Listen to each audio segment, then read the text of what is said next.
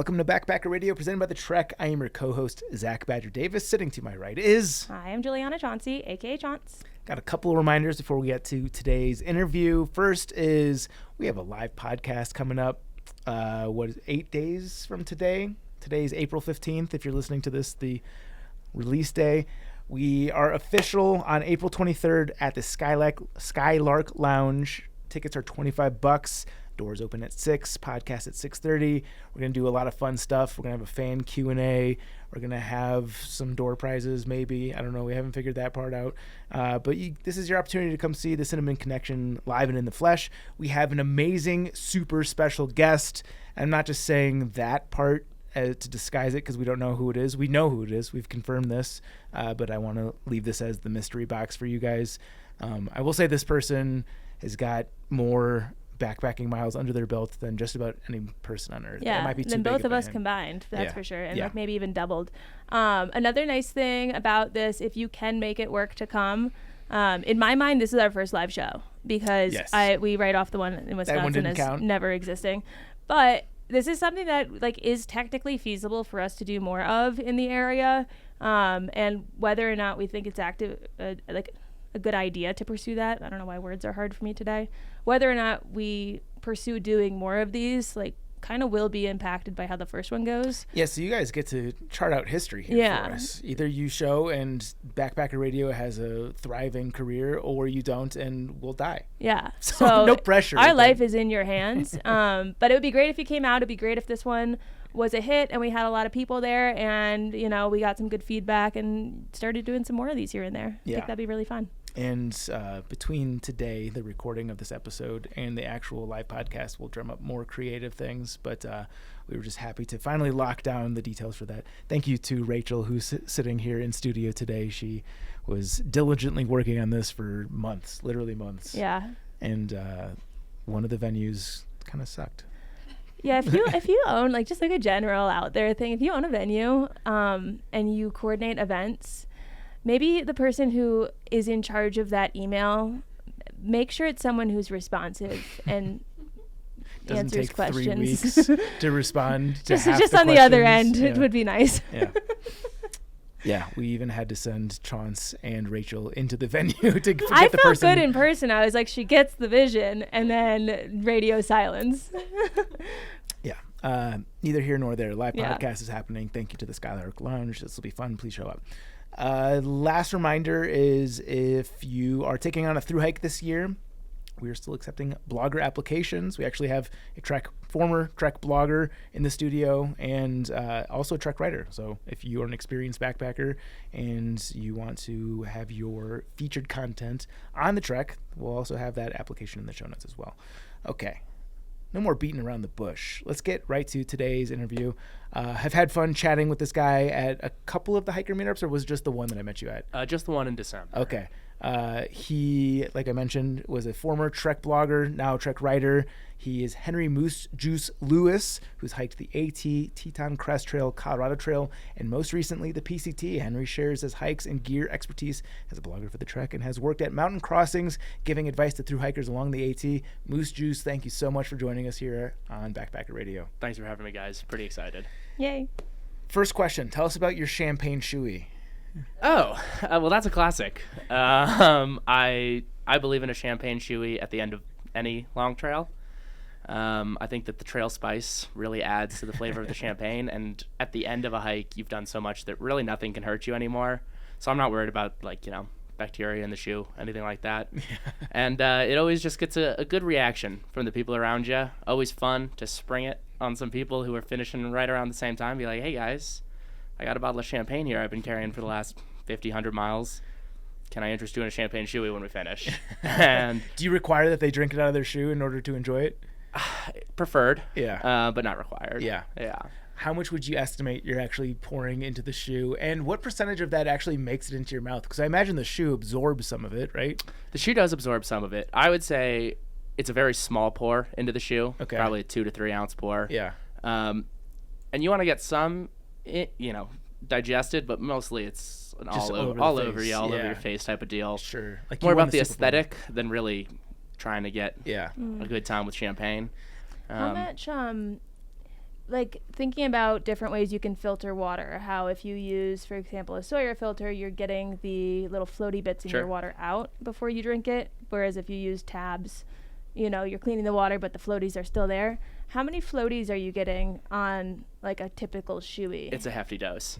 Are you just closing your eyes and swallowing, or are you chewing them up, spitting them out? Like, no, I just close your eyes. You swallow? Take it what it is, right down the hatch. Cool. Does it alter the flavor significantly?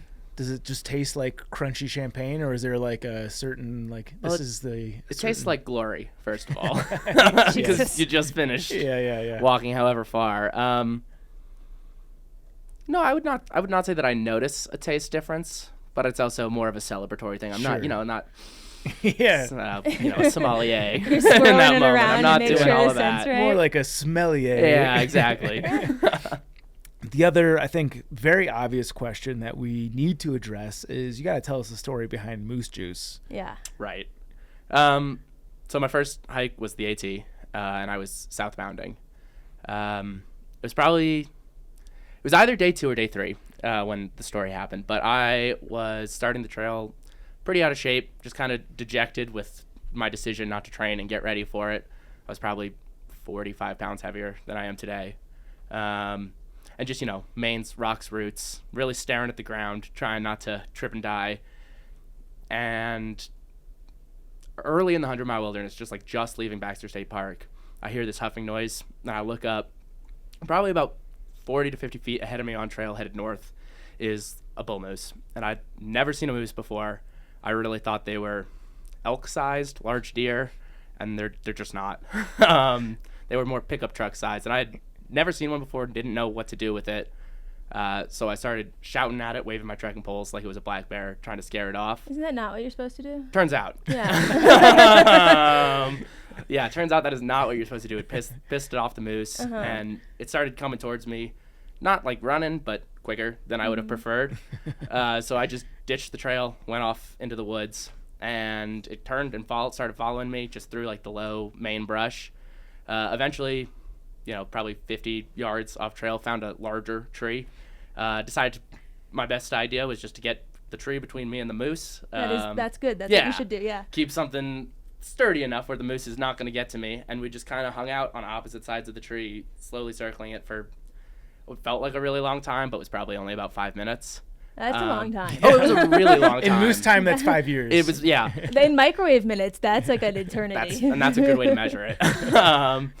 But no, I took my pack. Like, it was a left time where I was like, I'm taking my pack off, because I'm gonna do this until someone else shows up, because I was alone at the time. I'm gonna do this until someone else shows up, or this moose decides to leave me alone.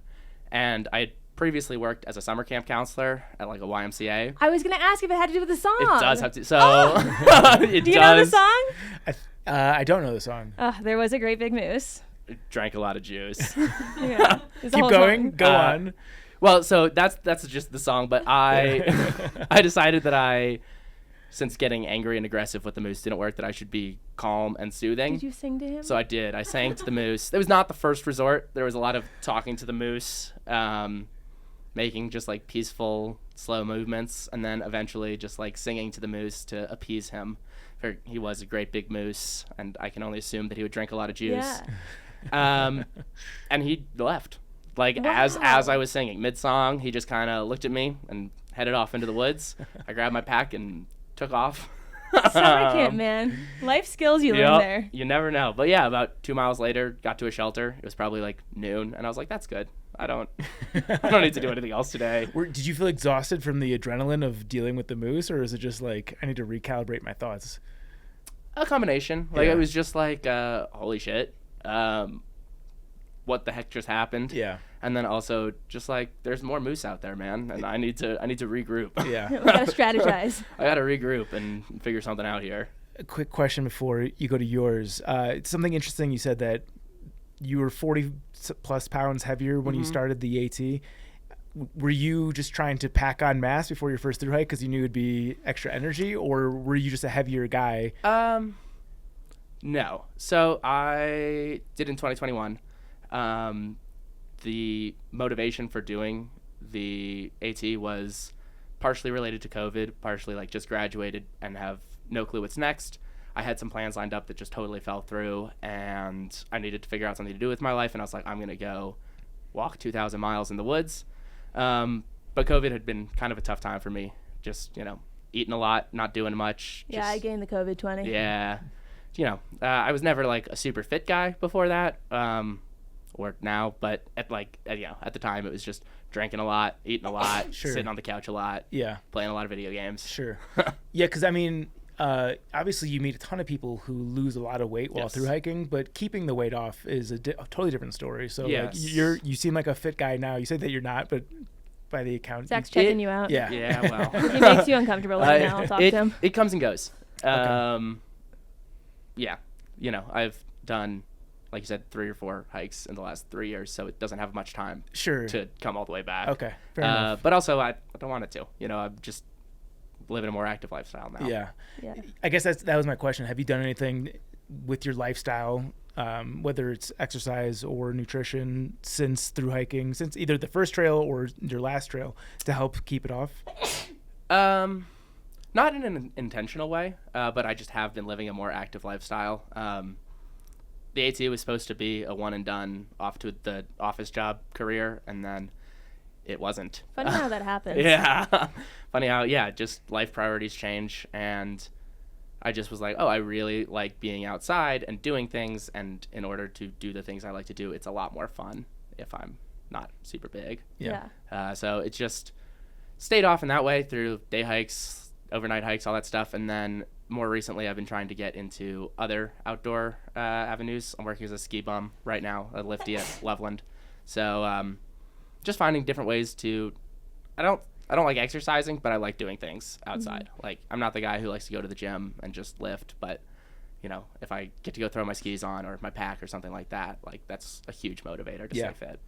Well, you live in an awesome place to achieve that end. It's been a good move. Yeah. I'm keep getting sneezes. Yeah, you got the attacks today. I know. Okay, we love. That we know. And you let us know before we started recording that you met your girlfriend on trail. That's true. So we need to hear the story. We need to hear all the nice juicy details. How did it go from meeting to boyfriend girlfriend? It's a long in between. Give me the good parts. So we were both southbounding on the AT.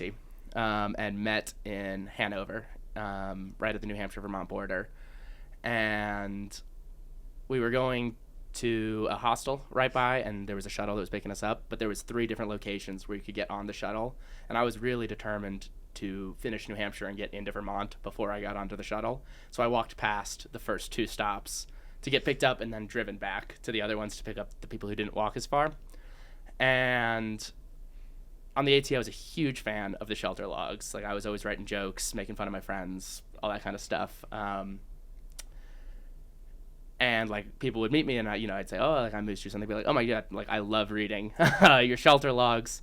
Like, I always look for them when I get to a shelter. And she was the same way. She got in the van, and I was like, hey, like, I'm Henry. She was like, I'm Moose Juice. And she was like, I'm Waffles. And she was like, I can't believe, like, I've been reading your logs since, like, I started one day behind you, and I've been reading your logs, like, every single day. So cool to meet you. And I was like, yeah, like, they're fun. Yeah. I like making fun of my friends. I like telling little jokes in the shelter logs. And we ended up hiking together for the next 100 or so miles. And then she wanted to take a zero that I didn't want to take, so I ditched her. Is this like pre-romantic feelings? Yes. Because I imagine if you liked her, you would take the zero. I thought she was cute. I also thought she was into women. Oh. So. How did you find out that she was into you? Well, that's like 2 years later. Oh. Yeah, we're a long way off. Okay, continue your story. We were hiking separately at this point, and she kept texting me, and she was like, hey, you should stop and wait up. Like, you should stop and wait. Like, I don't want to hike alone. Like, I want to hike with you. Like, stop. And I was like, all right, okay, so fine. She's laying it on thick. She is. And I, right over my head. And you, okay.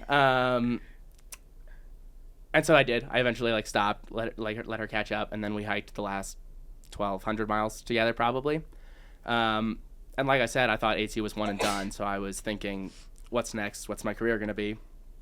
and we got to mountain crossings in Georgia, 30 miles left, and we were talking with the people working the store, and they were like, hey, if you guys don't know what's going on next, you should come work here. Like, we'd love hiring thru-hikers. You guys, like, perfect targets. We'll give you a place to stay. We'll give you money. You get to talk about hiking all day, hang out with hikers. And I was like, no way. I'm going to go to the office job. I'm going to do it. And I was, delusional, like, lying to myself. Like, I knew that was not what was going to make me happy. But she was like, yes, 100%. I want to work here. That sounds awesome. I don't have any plans. And I went back to my parents' house, and for like the next month, she was texting me like, "Hey, it's really fun. Hey, it's really fun. You should come work here." Good for this girl shooting I know, the fucking shot. She was getting after it. Yeah.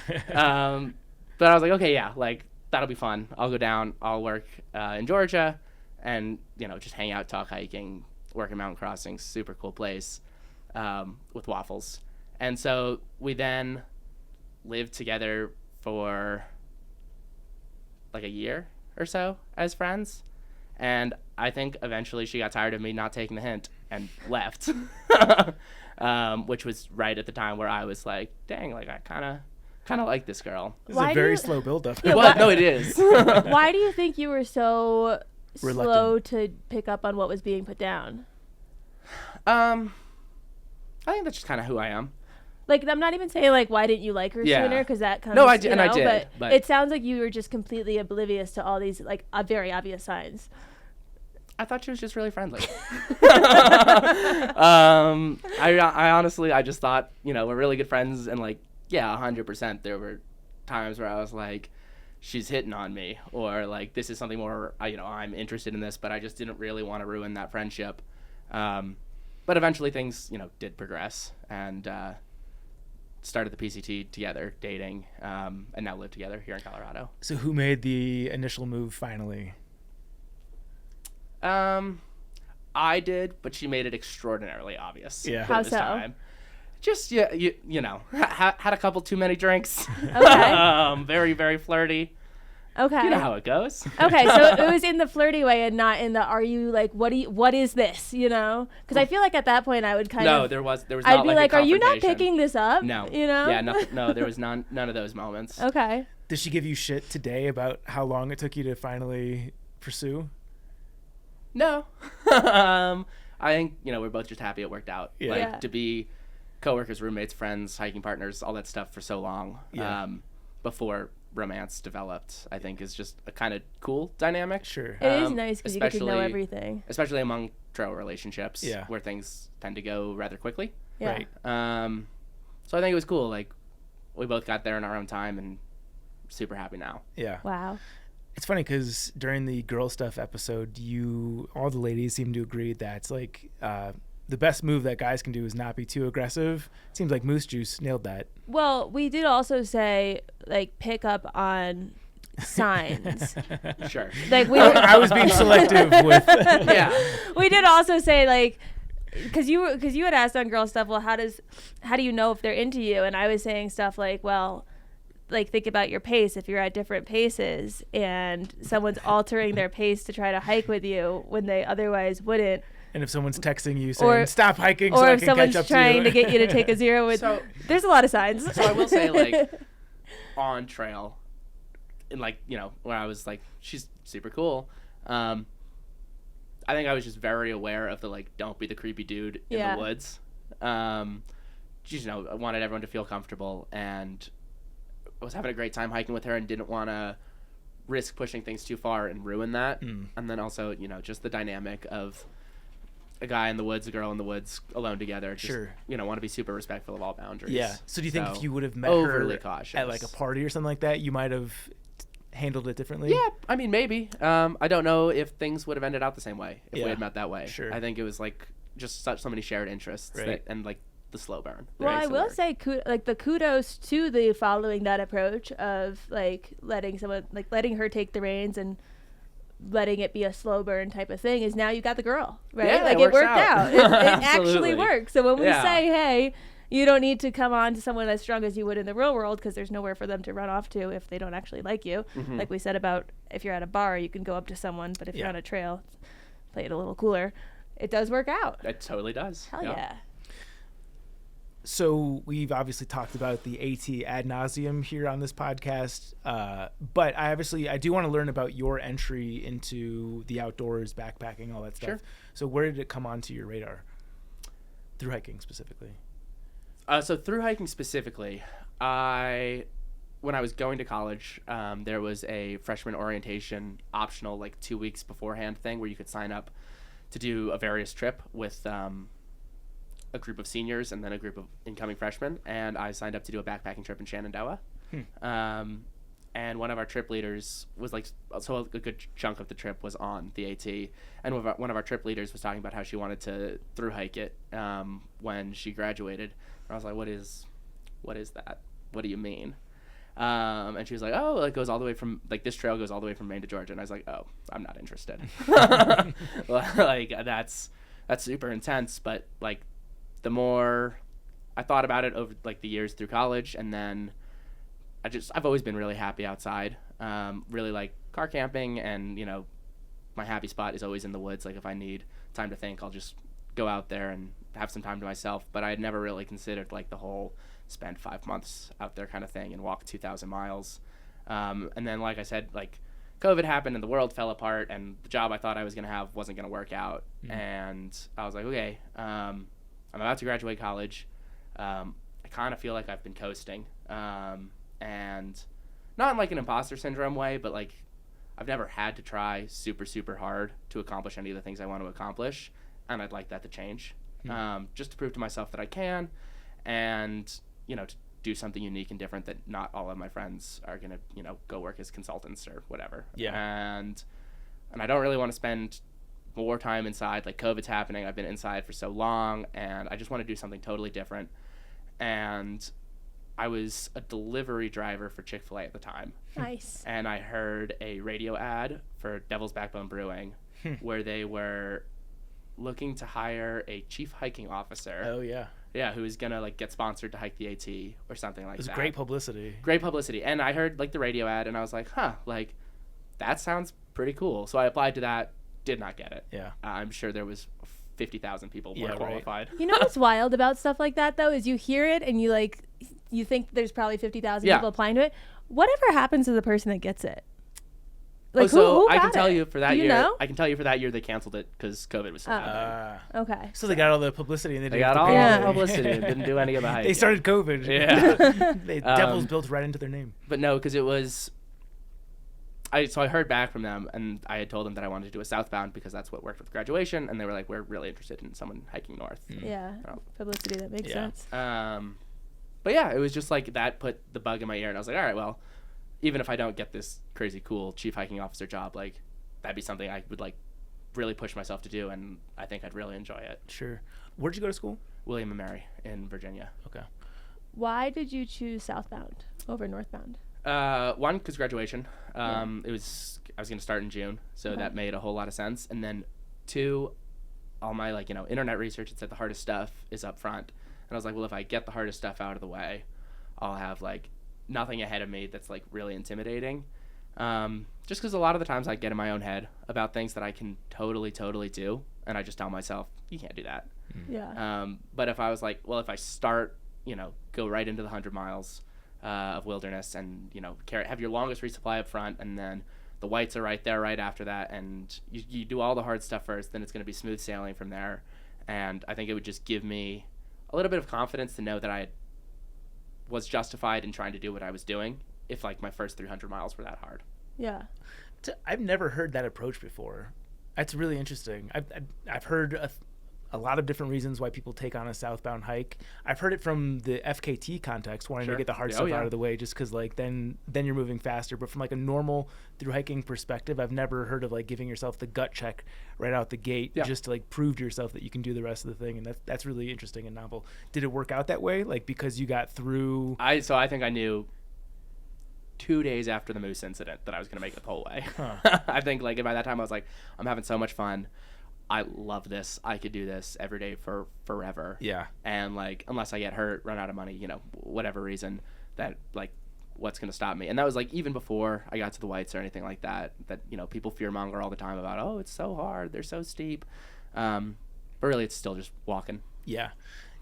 I've struggled with the idea of southbounding on the AT because I think this is obviously subjectively, but I frame it as objectively that New Hampshire and Maine are the best part of the trail in terms of just views. And then you don't have that to look forward to once you get through the first quarter of the trail. Is that part challenging at all, knowing that, and not to say that the rest of the AT isn't beautiful, it is, but like that is the crown jewel of the trail. No, I don't agree with you. Okay. I would say that yes, those are the most beautiful parts. But from a personal standpoint, like the rolling Appalachians, like the southern Appalachians, just feel homey. Yeah. There's something about them that's just welcoming, comforting. Like my first backpacking trip was in Shenandoah, so I had that to look forward to, and then after that, it was just very similar. Headed south. And then also I had 1,000 miles of fall color. So that's a pretty unique approach. Like many northbounders don't get that unless they're getting real cold up north. Right. But I, reasonably temperate weather, and then from mid Virginia south, it was peak foliage, just moving the same speed as fall. And when did you finish? A week before Thanksgiving. Okay. Perfect hiker hunger time. When did you start? Yeah. Mid-June, June 16th. Okay. So you did it pretty quickly. What's the math on that? About 5 months. Okay. I guess that's it. That's average. Yeah. The foliage is, I guess that's another thing I hadn't considered. How is the foliage through Virginia? Beautiful. Yeah. Like Skyline Drive into the Blue Ridge Parkway. There's a reason they built those roads where they did. I think it's some of the most beautiful parts the East Coast has to offer. And it's not like the jaw-dropping mountains of the Whites or that we have out here in Colorado. But it is, like I said, just a homey rolling hills feel, and I think the foliage is, it's pretty good. It's not Vermont, but it is, solid reds, yellows, oranges. There's no evergreens for most of that. Like there's some down in the Smokies, but it's all just as far as you can see. Once you get on those ridges, as far as you can see, beautiful color. Yeah. When I was hiking north, I remember vividly the first person that I saw that was southbounding that I actually interacted with, because they turned up to this shelter and it was foggy and it was raining, and they just looked dead inside. Like it could have been a ghost had come up to the shelter, and they were just disheveled, and they had asked us, "Are the mountains done? Am I done with the mountains?" Like you could tell that they were ready to be out of the Whites, and we were just like, "Oh God, what is coming up for us?" Can you kind of walk us through what the mentality and the mindset and just the mental fuckery is of starting with the Whites and having all of that? Like, how was it for you going through that? So if I could take a step back and start earlier, sure. My first time I saw a Northbounder was on Katahdin. Okay. Because they're finishing right as I'm getting started. And all through the 100-mile wilderness, I got to see all types of hikers who are finishing a thru hike, whether they are, I would do 1,000 more miles, or get me off this trail. Did you see more of one than the other? Most people are excited. Yeah. Yeah. I think most people are having fun still, but you definitely, you run across those people who are like, I'm only doing it to say I did it at this point. Like I should have quit. And I think that can really get in your head, especially as a southbounder who's a weekend, seeing these people not having fun 5 months in. Yeah. But then you also see the people having a great time, and they're all throughout southern Maine, which is a pretty technical section of the trail.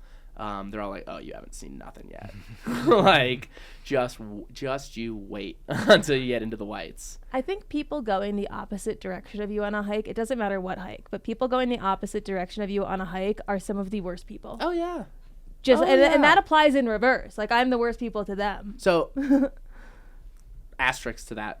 I would say that was true until I passed the Whites. Okay. And then the attitude of the northbound hikers I was passing 100% changed, and it went from you don't know what you're getting yourself into. You're not ready. Like I've hiked 1,800 miles or whatever. You've only hiked 300. To how was the Whites? Yeah. Like you made it through. You're the grizzled vet. Yeah. You're even though they have now hiked more miles than you, you've done all the hard stuff. Yeah. And it's the day you finish the Whites totally flips the script. So do you fearmonger or do you play it down? It depends on how cool they are. I'm not gonna say that I've never fearmongered. Yeah. But I'm a pretty firm believer that it's all just walking. Yeah. Like your daily mileage might change, and you're going up, steeper, more elevation change per day. But it's like you said, one of the most beautiful parts of the trail. So why does that matter? Yeah. Did you have moments in the whites, since it was so fresh with the start of your trail, where you were just wondering, what the heck am I doing here? So I had my worst moment on the trail in the whites. Tell us about it. It was right at, I believe it's called Webster Cliffs, but I was on my way down, and it was raining, obviously. It always is. As it does. And I slipped and caught my pack on a root, and it ripped my pack completely in half. No. Got to carry my stuff in my arms. What kind of pack was it? It was a Z-Packs, and I'll never, ever give them $1 again. Because they denied my warranty. And no shit. I am upset about it. Yeah. What? So the reason they denied my warranty was because I had a Sharpie, and I was having the people I meet sign it. And that was they're like, no. They were signing it too hard, therefore. They were signing it, yeah. They're like, no. Yeah, without that Sharpie ink, you might have gotten away with I'm just glad it wasn't not having it tear. Yeah, so No, this podcast is sponsored by Gossamer Gear. If it was, we'd edit it out. No, we wouldn't. Yeah. We're very for honest opinions. Yeah. No, but so I ripped all my pack in half, and I was only 2 or 3 miles from a road, but when you're carrying all your stuff in your hands, that's I don't even know how you do that. Plenty. Yeah, right. Plenty of miles. And it was the pack was still usable for that purpose, of getting 2 miles to the road. But it was flopping around, and I didn't want to I'm not putting my tent back there or anything that I'm really scared I'm going to lose. So I just got to the nearest road, put it all down, stuck my thumb out, and it was a 2-hour hitch to REI where I started over basically. Oh my God. What'd you get from REI? I got the REI Flash 55 because it was on sale. It's a good budget pack. It was on sale. Yeah. I would pause here. Can you talk to us about that pack? Because if it is a good budget option, and I know a lot of people are apprehensive sometimes about getting a pack if they don't necessarily know it. Yeah. But what was that like? I really liked it. Now in what I use either a ULA or a Hyperlite for my hikes. But I think it came in under $200 at a 2.5 pound pack. It was 55 liters, fit me very comfortably.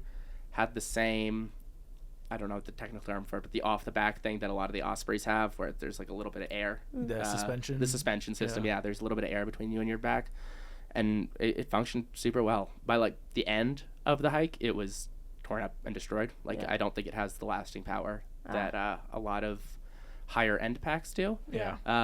But if you want to see the condition it's in, you can go to Mountain Crossings. It's hanging on the wall up there. Yeah, REI's brand name stuff, their generic stuff is usually it's never top of the line, but it's usually pretty good. Yeah. For I should say it's a good value. It is good value. I would warn you not to trust it for a 2,000-mile trail. Sure.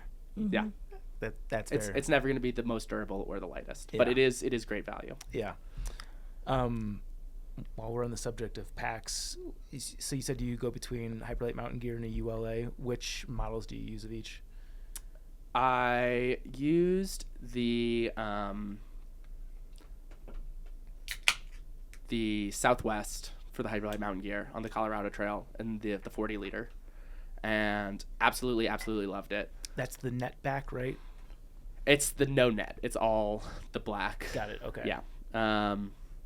Or if I've got that wrong, whatever one I used is the all black, no net. You might be right. Let me just fact check. Yeah, I think it's the Southwest. You're right. Yeah. So I use that. Totally like it. Recently purchased their Unbound 40, and have done a couple day hikes with it, couple 1 or 2 nights, but nothing long distance yet. I'm hoping to change that in the coming months. But then for the PCT, I used the ULA Circuit. Because I wanted it's a good one. Wanted a bit more carrying capacity, because don't know if you guys heard, the Sierra was kind of gnarly last year, and I wanted to be able to carry a bit more winter gear, a bit more food, just because there weren't as many resupply options. So I needed something a bit heftier. Yeah. Obviously, definitely want to talk about the PCT. Should we go straight there, or do? I was going to ask about Mountain Crossings a bit first. That was where I wanted to go. Okay, cool. Let's do the AT and then we'll go to the PCT. Okay. First question. This is selfish. Does Josh still work there? No. Okay. He saved my butt on day 2 of my AT hike because the bunk beds were full. Sure, yeah. And he was like, you want to just crash on the floor of my bunk room, his personal one. He was like, I got Anchorman on and there's a space heater. Hell yeah. And I was like, this is a way fucking better deal. The upstairs of the hostel? No, it was I don't think I went upstairs, but there was a downward slope towards the bathroom and there was some witch there They had like a propped up. Oh, yeah. You know where that is? I do know what you're talking about. That's about. where I was. Yeah, okay. Yeah. Yeah. But yeah, guy saved me. How is it working at Mountain Crossings? And I know you've got to have some good stories about just the types of people you see at that point in a hike. So I loved working at Mountain Crossings, especially in like peak hiker season. It can get a little slow in like, you know, the dead of winter, middle of summer, where it's a lot of tourists coming through. But like Northbound season, there's just an energy to that place that I think is unmatched. You know, you're seeing 500 people a day, like when the bubble is really coming through. And it is, like you were saying, all types. There are, you know, the people who don't need anything. They've got the 10-pound base weight. They're totally ready to go. And then you've got the guy who's like, hey, 2 weeks ago, my wife left me, so I decided to hike the AT. I've got 80 pounds of shit here. I'm doing it. Hell yeah. And you're like, hell yeah, man. Like, get after it. But you do see, and all love, but like you do see like a lot of people have no concept of what they're getting themselves into or what they're doing. And it's so cool to get to be a part of that learning process where you're like, okay, so we probably don't need the machete. We probably don't need the hatchet. One water filter's probably going to be okay. And just like, you know, people who come into the store and they're so excited to tell you like, I just hiked 32 miles. I've never done that. And it's like, badass, man. How was Blood Mountain? Like, and they're like, oh, dude, crazy.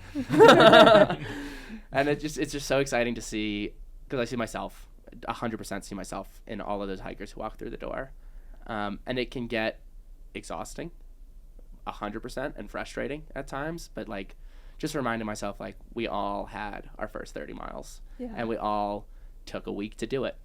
And just, you know, the love, like getting to pass the love that I found through hiking onto those people is just such a rewarding experience. And then I've probably had 10 to 15 people come back to the store in the fall or the summer and be like, Moose Juice, like, you gave me my shakedown and I don't know if I could have done it. And that's like, that is such a rewarding feeling. There's nothing better than knowing that like 6 months ago, like in the first week of their hike, you had such a large impact on them that they remembered you.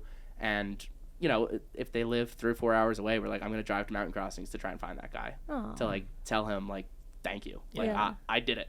And people send postcards to the store when they finish, and, you know, they all have the long beard and the long hair. And I'm like, I don't remember you. Yeah. But it is just such a cool, like, people are so grateful there. Yeah. I was going to say, because I feel like when you see that quantity of people daily, they all kind of start to blur together. But I feel like there's also typically one or two that just burn a hole in your mind that you cannot forget. So especially, like, if someone is really dedicated and really wants to do it right, and they ask me to do a shakedown of their pack, and that takes 2 hours, I'm going to remember that person. Yeah. 100%. If they're just the person who bought a couple Cliff Bars and headed out, probably not. But, like, the enthusiasm just is contagious. People, and I mean, it's both ends of the spectrum. Like, people who are just like, this is not what I want, I'm going home. But also just, like, people who are like, fuck yeah, like, I'm doing it. This is so exciting. My pack's 50 pounds, though, and that sucks. Yeah. And, like, it's so cool to talk to those people. Were there any that were just like, I'm never going to forget this. I can't believe that just walked through here? Oh, all the time. Like what kind of shit would you say? So it is not uncommon to, like, have the first thing come through the door be someone's phone as they're, like, videoing, like, I made it to Mountain Crossings, Neil Gap. I'm not throwing my shoes up in this tree. Like, people are, like, unbelievably proud of themselves, and I think it's the coolest thing ever. And a lot of them are exhausted and hungry and tired and dehydrated and are crazy. And you have to say, like, hey, bro, sit down for 2 minutes before you come back and talk to me. Like, I've got a line of, like, 15 people right here, and I'm so excited and happy for you. But also, chill. Go have there's some water outside. Yeah. Go have a glass of water. You know, sit in the shade for a minute. It's going to be okay. I can see the summer camp counselor in you. Oh, yeah. Like, that is summer camp counselor through and through. You got to have, I think, to be super successful at Mountain Crossings, you need to have a lot of patience and a big personality. I remember, so I worked at Best Buy when I was in high school. No, you didn't. Yeah. Shut up. What was your spiel? I just worked in the media area, so like we wouldn't even get commissioned, but we'd get recognized if we sold a lot of disc doctors, which was like a device that you put on a thing that would like spin off the scratches on a CD. Yeah, it was the biggest fuck off job of all time. I love when you share your background. Yeah. But I remember before Black Friday, we'd have to have like a big meeting to prepare everybody for like the tidal wave of bullshit we were about to get. Did they do any sort of prep for you? Like you mentioned some days you get 500 people, which is how many people were working a shift at a given time? During the bubble, we have, and I don't know if they're doing it differently this season. I hope for their sake that they are. But we would have 4 people usually. That's crazy. Yeah. It's 125 like people per employee. Do they prepare you for that, or is it a slow enough buildup that like you kind of get slowly cooked to death? So I think it depends on when you start. So I started working there in like January. So I had the super slow season to get to learn all the gear, talk to, Bill, who's been the guy who's been there forever, and taught me how to fit packs, talk intelligently about all the gear, and how to really help people. There was a girl who showed up probably a week before the main bubble, and she was just over her head like, oh no. Thrown in the fire. Yeah. Oh yeah. But yeah, we have a little staff meeting where we're like, all right guys, like it's late February, they're coming. And by that point, you've already seen a good amount of thru-hikers, like the people who really want to beat the bubble. And most of those people have a really good sense of what they're getting themselves into starting in January or early February. But you still get the people who don't. And they're like, hey, man, it's cold. I'm like, yeah, it gets like that sometimes. It's January. Yeah. So you get some time with the people like that to really clue you into like the insanity that's coming. But no, I don't think there is really a way to prepare for that. It sounds like Halloween when you like put out the candy and you're like sitting in your house kind of waiting for the doorbell to ring. You're like, come on, we're the trick-or-treaters. And it is both. My first season there, it was like a lot of excitement, like here they come. And then the second season, it was excitement, but also like, oh no. Yeah, right. Whew. You know what you're getting yourself into. Just you wait. Here we go. Yeah. I know there's this perception about mountain crossings that during the shakedown, the person giving you the shakedown is incentivized to sell their stuff. Is there truth to that? There is not truth to that. Okay. There's no commission. It's totally hourly, all that. There's also, I would like to clear up another misconception that people say mountain crossings is really expensive, and it's not. It's MSRP on all the gear. I priced it myself just using the company's website. But I think people think that just because people do end up spending a lot of money there. Sure. Yeah. And they might feel as though there's an incentive for the person giving the shakedown to cause them to buy that gear, but I think that is genuinely just because you're nice. We care. Yeah. And I'm like, bro, this 5-pound tent is not it. Yeah. People end up spending $1,000 on a new tent, new sleeping bag combo or whatever, but I'm not seeing a penny of that. And I also felt no pressure from the manager or the boss or the owner or anything like that to really push gear. It was like, I'm here to help hikers.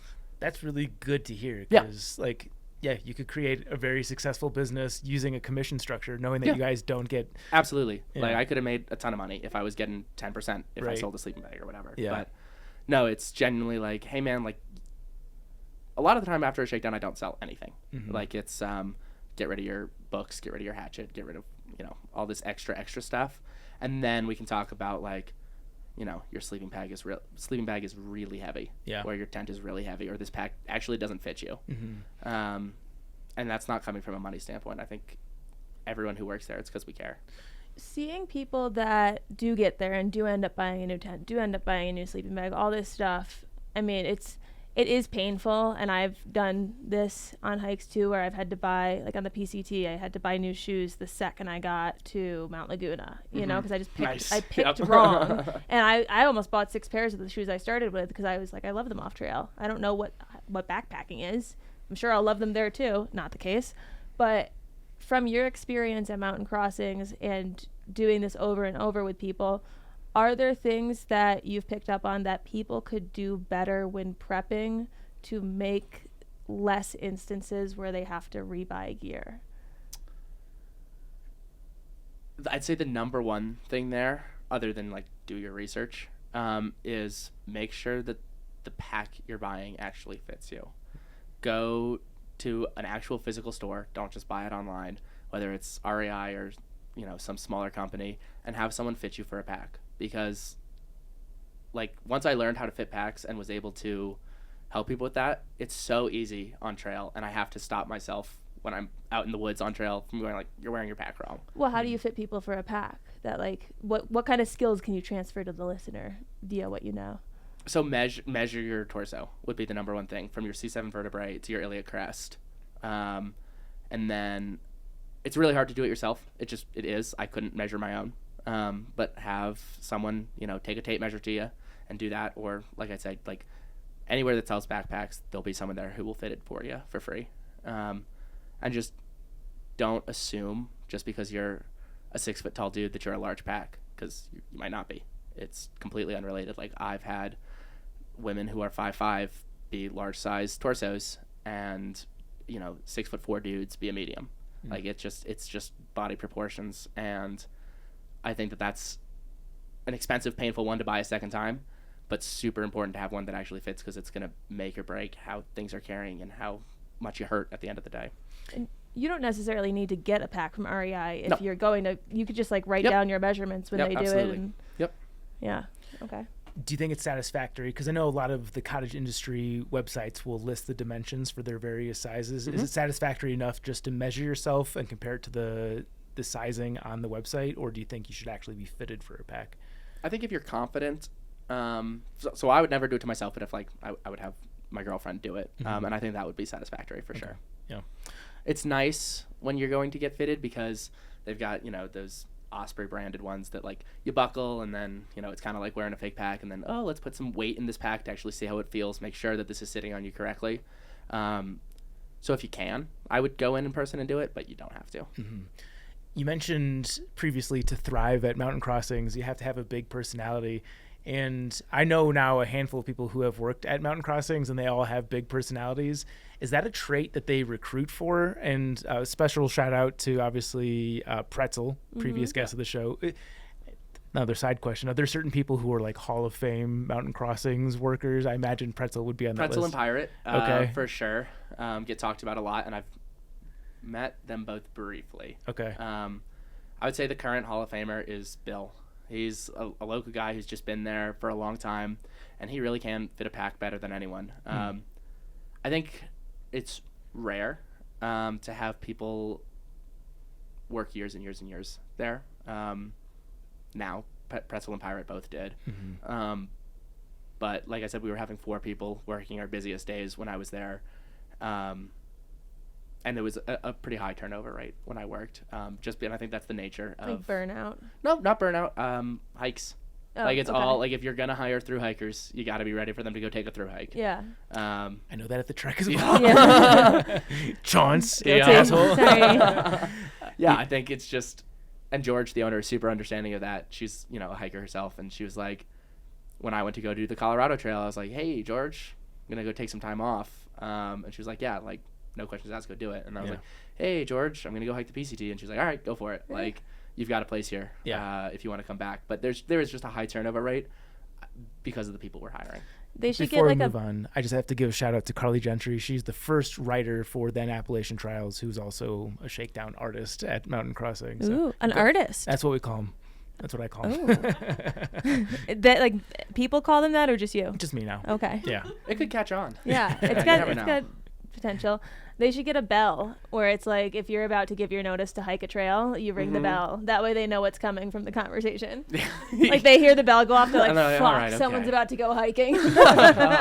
Please be a short one. Yeah. Who's about to walk through this door? Yeah. And, you know, the other problem with that is the time everyone wants to go hiking is also the busiest time at mountain crossings. Yeah. Obviously. Classic. Yeah. Before we move on from the mountain crossings thing, you mentioned, obviously, you see a lot of people come in with like 70, 80-pound packs with machetes. Is there one story or incident of somebody carrying something just completely outlandish, where either you did send it home or they refused to part with it? Like the person who carried the log? Yeah. The log. I told leaf blower. Yeah. I saw the leaf blower guy. I saw the log guy. I actually saw the log guy again on the PCT. Same log? No, new log. New log. Yeah. Heavier log. Because I looked, because he was having people sign it, and I couldn't find mine. I was like, hey, bro. Is this a different log? This is not the same log. This is not the legit log. Is this a replica? It's hollow. No, I mean, you definitely get... It's so hard to pick, like, such a bizarre one, because you just become, for lack of a better word, so jaded to it. Yeah, right. Where you're just like, oh, yeah, you have a cast iron pan. That makes sense. Get rid of it. You look like the type. Yeah. Yep. And it's, you look at a guy and you're like, you recently retired from the military? Yeah. Let's get rid of all your stuff. But I can't think of a specific thing, but whatever crazy thing you can imagine, you've seen it, whether it's the giant dual burner Coleman stoves or cast iron pans, pots, machetes. Before all my shakedowns, because all I'm really doing is dumping your stuff out on the ground in the back of the shop. I always ask people, I say, hey, I don't really care what you have, but if you have any guns, drugs, or anything you don't want me dumping out right on this floor, let me know. Yeah. And we can just put that off to the side. Don't have to talk about it. I'm not going to judge you for whatever you're carrying. And I had this one guy go, no, nothing like that in there. And I was like, all right, cool. And I opened his pack, and there was a pistol sitting on top. I was like, bro. You forgot? The metal thing? I was like, so this is a gun. This is what I was just asking about. Yeah. And I think that people worry, that they're gonna get judged for what they have. The most common thing someone says before a shakedown is hey, I really need help, but please don't make fun of me. Yeah, you're going through their underwear drawer. Yeah, you are. Yeah. And you're just like, what is this? Yeah. What were you thinking? Yeah. Okay, maybe not out there in terms of you got to ditch this, it's heavy, cast iron type of way. Mm-hmm. But what are some of the just things you've seen in someone's pack that you're like, I shouldn't have seen that? Vibrators. I was going to ask that. Stuff like How vibrators. Often? During the bubble, once a week. Okay. Yeah, I would say 1 out of 100 packs. And sometimes someone's like, oh, don't look in this bag.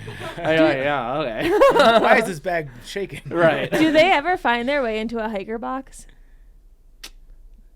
I've never seen that in a hiker box. I wouldn't be surprised. Chance, odds that you use a hiker box vibrator. Absolutely not. You could put a condom on it. No. Tangentially related to that, though. Can't wait to see where you go with this. On the priest shelter, everyone writes down their trail sins in the book. Yeah. And a woman I was hiking around, who I will not name, wrote her confession that she took a razor out of the hiker box, shaved her pubes, and then put it back in. That's funny. I would use a hiker box respect. Razor to shave if I had to. If I was in a pinch. I was like, I respect that. That's funny. I got nervous at the pre-shelter because I was like, not that I have any huge sins to confess to or anything, but... No, I felt lame. I don't want people around me, if they're my secrets, then why would I put them in a place that everyone around me is going to read? Right, because the last 10 entries are all people you know. Right, exactly. And then it's like, oh, we haven't talked about that. It's like, oh, okay. So, yeah. Gonna have a conversation at the campsite tonight. Yeah, or maybe we just won't talk about it, but I know and you know that I know. Yeah. Have we talked about making that a segment?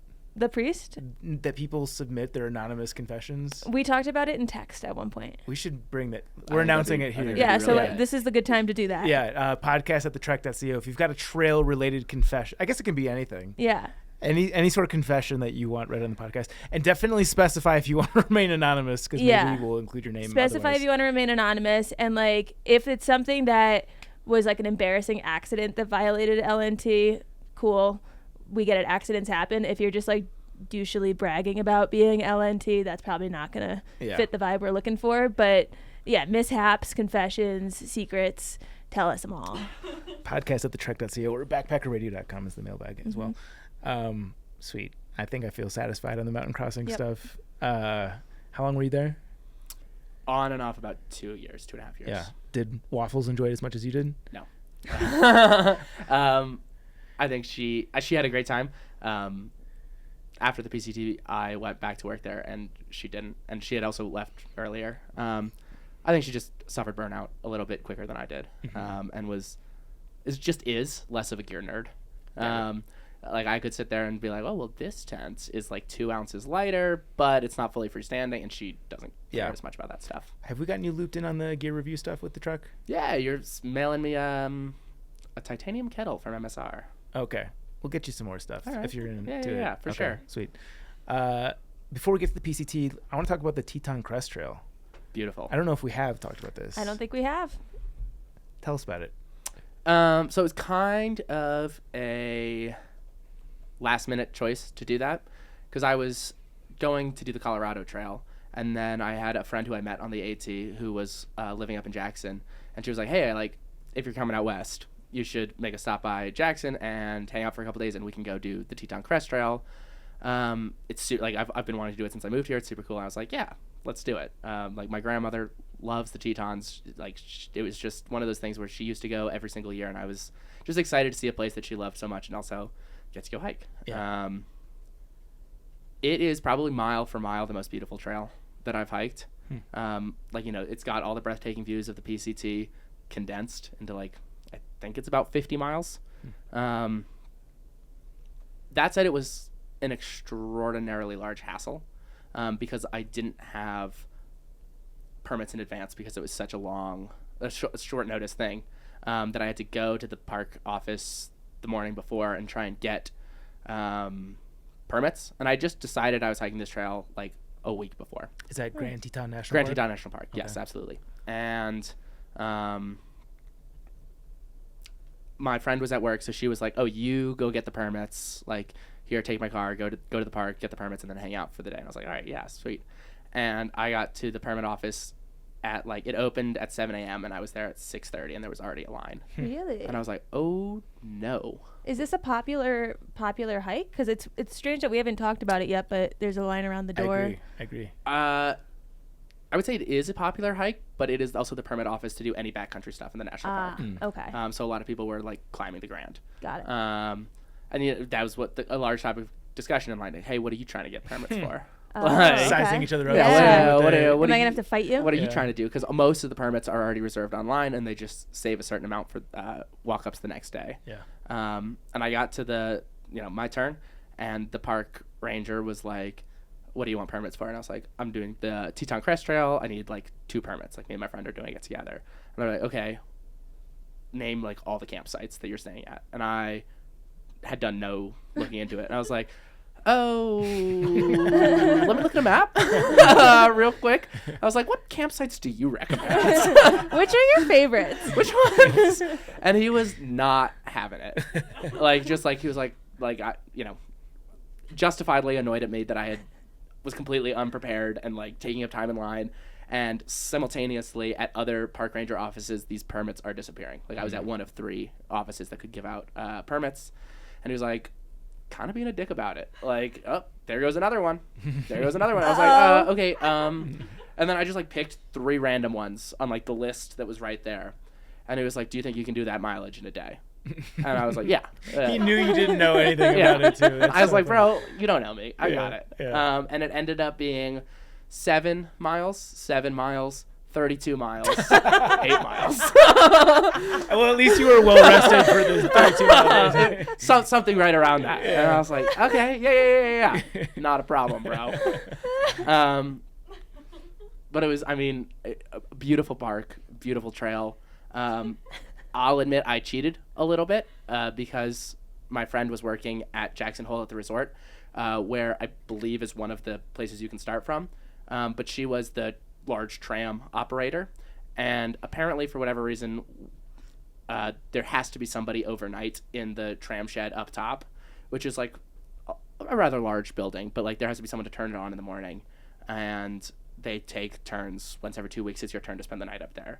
And she was like, it's my turn to spend the night, so we're just going to take the tram up, spend the night there, and then get started from skipping that first climb in the morning.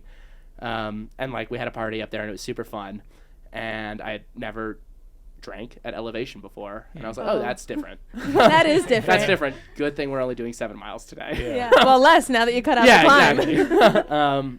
A whopping 4.5. But so beautiful, and I was glad to be able to do it slowly because there's just so many beautiful lakes to swim in and great places to just hang out. And the big day was a big day, but that happens. Yeah. It was not a very technically challenging trail. I would compare it in difficulty to Oregon on the PCT. Oh, okay.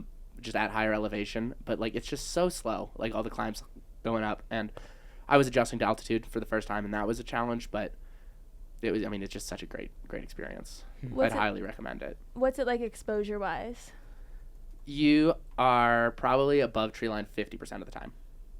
Is it like steep drop offs? Is it nice? No, it's nice, national park graded. I could do this one. Yeah, I was gonna say this would be a good podcast trip. Yeah, no, absolutely. That's my first question. Is always the exposure because I'm a baby. It's definitely above tree line, and you definitely have to be storm aware because they do roll in the afternoon. But I cannot think of a time where I was like, "That's a drop." Hell yeah! Wildlife. It says 40 miles too. Yeah. 40 miles. Okay, yeah.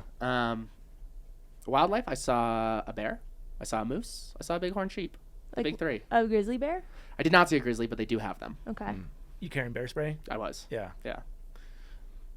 Yeah, 40 miles in Jackson sounds like a good time. It sounds like a great time. I don't know why we haven't podcast at thetrek.co for sponsorship opportunities. Yeah. I just wish Jackson was a little bit closer of a drive, but yeah, it's such a short trail that like I feel weird telling people, like when I'm listing my hikes, I feel weird mentioning that one, and because I don't mention other short trails, but like it's just such a great one that I think like not enough people do or talk about. Yeah, and it's incredible. And to see all that wildlife in 40 miles is awesome. Yeah, that's kind of like us with the Trans Catalina Trail. It's like, does that count? It totally counts. Yeah, I mean, if you want it to count, it counts. Yeah. Yeah, like it's beautiful. Plan it in advance. Get the permits online. Yeah, know where you're gonna camp. Now that you've done it, are there certain campsites that you think are standout that someone should absolutely aim for? I'm gonna get the name wrong, but it is something along the lines of Death Canyon Shelf. Truly incredible. That is the only place where there is a drop off, but it's not near the trail. It's just in the camping area. That's fine. Because it's the way that it's set up. Death Canyon Shelf. Yeah. Okay, nice. There we go. But it's like you'll hike and you'll see a little sign that's like begin camping area, Death Canyon Shelf, and then like a mile or two later it'll be like end camping area, Death Canyon Shelf. And there's like dispersed camping within that, and that's just where you're supposed to be. Oh, these views! Are you kidding? It's great. Yeah. So it's you're on like the side of a cliff. No, and this then is fine for exposure. Out. Yeah, totally fine depending on where you set your tent up. And then great views of the Grand Teton. Oof. Wait, they even have a Death Canyon loop. Oh, sick. We could combo. There you go. Add a few more miles.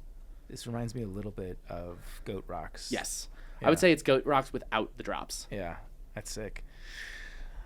Awesome. That's a nice little juicy one. I'm getting the age where like 40 to 100 miles is like right so in my nice. wheelhouse. Yeah. Yeah. So that's a good one to put in the back pocket. And I guess let's talk about whatever is relevant to talk about for the Colorado Trail before we get into the PCT. If there's nothing, we can move quickly because I obviously want to talk about the high snow in the Sierra. Colorado Trail's great. Yeah. Everyone should hike it. It's just under 500 miles. Super nicely graded, super beautiful. The towns are a little expensive, but yeah, I don't think there was anything we talked about super spectacular there. We just did the panel, so we've done good. The Colorado Trail quite a bit. We've got 4 Colorado Trail hikers in the room here, so look at us. Yeah, PCT.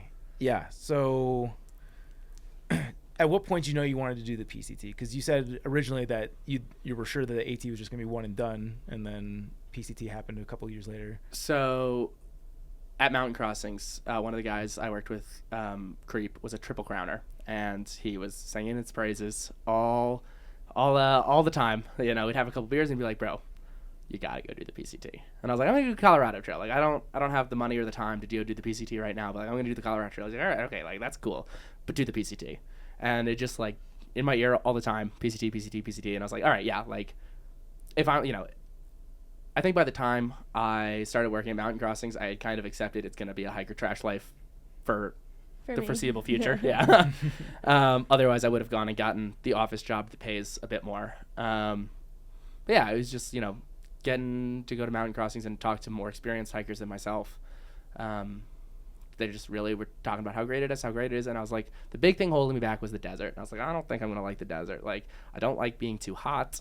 I burn really, really easily. You're in good company. And it doesn't sound like it's for me. But it was. I ended up like really, really liking the desert. And so you did this with your girlfriend? Correct. Did you do the Colorado Trail with your girlfriend as well? No. Okay. Why? We were not together at the time, and she was somewhere else. Got it. Okay. Is there anything stand out of the desert other than you expecting not to like it and then ended up liking it? So the benefit of it being such a high snow year was that there was plenty of water. It didn't feel like I needed to rely on water caches for 90% of the desert. It was a super bloom, super beautiful flowers the whole way. I really felt like the desert just had a whole lot more life in it than I was expecting it to, whether that's animals and vegetation, all that stuff. And it was beautiful. I think it was just a pleasant surprise that I was hot for sure, but that it was manageable. Yeah. Okay. Let's talk about the Sierra. Did you go through the Sierra? I mean, did you hike all the way through? So I ended up flipping. Okay. I went into the Sierra and then got out and came back to save it for last. Yeah. Going into it, how resolute were you that you were going to go through, or were you always leaving the window open that, like, if this is terrible, I'm going to flip north? So I was 100%. I'm going all the way through. Loved every single second of it until we got out. And we got out because my girlfriend got sick. And then altitude sickness? Altitude sickness, yep. We ended up, so it was, we went past Chicken Spring Lake, but Chicken Spring Lake is like where all of it went down. Where, it was so much snow that I was snowshoes, crampons in the morning until it stopped being frozen. And I mean, starting at 2 a.m, so that we could take as much advantage of that frozen ground as we could, and then switch into snowshoes as soon as the sun came up, pretty much hiking until 9 or 10 a.m. where it was just no longer feasible. Even with snowshoes, I was past my knees sinking in, and I was just like, there's no point, we're just gonna hike from 2 a.m. to 10 a.m. and call that our hiking day. And I am usually quicker than my girlfriend on the uphills, and we don't hike together all the time. Like, we usually just say, hey, I'll meet you here, take off. And I got up to Chicken Spring Lake. We started the climb together, so I didn't think she would be that far behind me, but I got up there significantly before she did. And she showed up, and she was like, I just feel bad. Like, I was like, all right, well, it's getting to be that time of day. Like, this is pretty beautiful. You want to just camp here tonight? And she was like, yeah, for sure. And she just, like, felt crappy, and I was like trying to figure out what's going on. She's like, I'm tired. I've got a headache. Like, all these things. And we had just been the last couple of days staying at Kennedy Meadows south in like the Grumpy Bear tent area, which is not the most hygienic place. And we both chalked it up like, oh, you have a cold. Like, you got something, and like eating all of our food out of a dive bar type of thing. So let's just hang out here for today and we'll be better tomorrow. Keep going. And we woke up in the morning, alarm goes off like 1:30 or whatever. And she's like, I don't know about this. Like, I'm just feeling pretty shitty. And I was like, well, we are carrying an extra day of food. So we planned a 15-day food carry because there was no exits available. And I was like, that 15th day was an up and back of Whitney. And so we had an extra day of food to burn if we decided not to do that. So I was like, let's take a 0 right here. We've got an extra day of food and we'll just come back and do Whitney some other time. Like, it doesn't matter. And she just, throughout the day, progressively got like more and more just like, something is like seriously wrong. Like, I feel really bad. And I was like, all right, like, we can hike backwards tomorrow and get out of here. Or if it's like really, really bad, I'll hit like our panic button on our Garmin. And she was like, no, it's not like that. Like, I'm just sick. So we wake up the next day and we start going, and we make it maybe half a mile. And she's like, can we take a break? I was like, yeah, like, let's sit down, let's chill, like, let's go. And I take up like all the food out of her pack, and I'm just like, all right, now you're just rocking your base weight, like, let's keep going. But we're at a decision point where it's either, we went another mile or two, and then we're at our decision point where it's either we're going to keep going and get out in 10 miles, or we're going to go back and get out in 8 miles. And she was just, at this point, every half mile, like, I need a break. And I take more and more stuff out of her pack, and I still need a break. I was like, all right, so like, I'm not giving you the choice anymore. Like, we're going backwards, or I'm going to hit like the send me a helicopter button right now. And she's like, no, like, don't call that, like, I can make it out, but like, let's go backwards.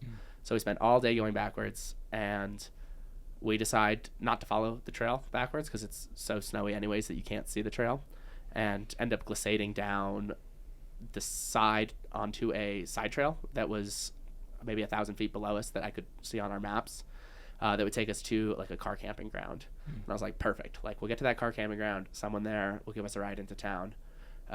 Not thinking that it was, of course, closed. Yeah. And that the 20-mile road, the road was closed 20 miles down the way. Ugh. And I was like, well, shit. That's obviously not ideal. And I looked at her and I was like, we had, at this point, dropped a couple thousand feet. So she was starting to feel better, and we had identified, like, oh, this is an altitude thing for sure before this. And she was feeling better, but not good. And a cyclist was riding up the road towards us. And I was like, hey, man, like, where are you coming from? And he goes, oh, like, my car's down at the bottom. And I was like, how far is the bottom? I was like, it's probably 20 miles. I was like, oh, so you're just a super athlete, road cycling up the Sierra, right? On your day trip. And he's like, well, you're not totally screwed here. In about a mile, there's a construction crew, like working to clear rock slides, and they might be able to help you out. And so we decided not to camp in the campground and to try and go a mile, and just camp at the side of the road if we needed to later, but just go as far down as we could. And ended up talking to the construction workers, and they were like explaining the situation, like, hey, like, my girlfriend, like, at this point, it's like she needs to go to a hospital. Like, it's not really getting better. She's like passing out every time we sit down. And the guy was like, yeah, I'll give you a ride to the closure, and then you guys can hitch from there. And we ended up going to the hospital and then spending like 5 days in Lone Pine. And the doctor told her that she couldn't go above 10,000 feet for the next month. Whoa, oh, wow. A month. Yeah. So we're like, that is a problem. Yeah. Because we would like to go above 10,000 feet. And we ended up flipping to really playing it close to that limit and flipping up to Truckee, where there was still 300 miles of snow ahead of us. So we still got to play in the snow and like say, oh, we did, the hard snow, but at lower elevation, and just skipped about 375-ish miles, and then came back and cleaned it up at the end. So I guess what are the higher elevations that you're hitting in Northern California? I don't even recall off the top of my head. So we looked, I don't remember the exact numbers, but we looked into it and decided that from Truckee north, we would never be above 10,000 feet. Okay. That we could go all the way to Canada. Yeah. And she was okay? She was okay. It was slow days, yeah, for sure. Like I said, we spent a week in a hotel. And then slow days for sure getting back to it. But, I mean, a month later, she was able to do 30s for sure. Yeah. I know the protocol with altitude sickness is just to get low as fast as possible. Was her prescription to stay below 10,000 feet for such a long period of time due to the fact that you guys were at elevation for so long while she was sick? Yes. So the fact that we made the wrong choice and stayed up high and took that zero when we should have gotten down. And it turns out hanging out for another 30 hours at 12,000 feet was not the right call. But once we got down, she was given some steroids and then just told, like, hey, you need to stay low, because she did not have HAPE, but it was, like, beginning to develop in her lungs, where, like, they could tell, like, there's no fluid in the lungs, but it's, like, the early stages of that, so you just can't go back up for now. What happened with, you said the word, but it was fast. And what's the word and what happens when you get it? HAPE, you can look it up, but I think it's high altitude pulmonary something. But essentially what happens is your lungs begin to fill with liquid, and it's often fatal, like if it's untreated. So how was she treated at the hospital? I don't totally know. I wasn't back there, but the biggest thing they told her was, like, they hooked her up to like an EKG, took a bunch of readings and all that, and then told her that she just had to lay in a bed for a week and take steroids and then not do that again. Damn, that's scary. Yeah, it was really scary. Yeah. Is she now, you're living at high elevation? That was a large discussion we had. One, if we were going to go back and finish the Sierra. And two, if we were then going to move to Colorado. Right.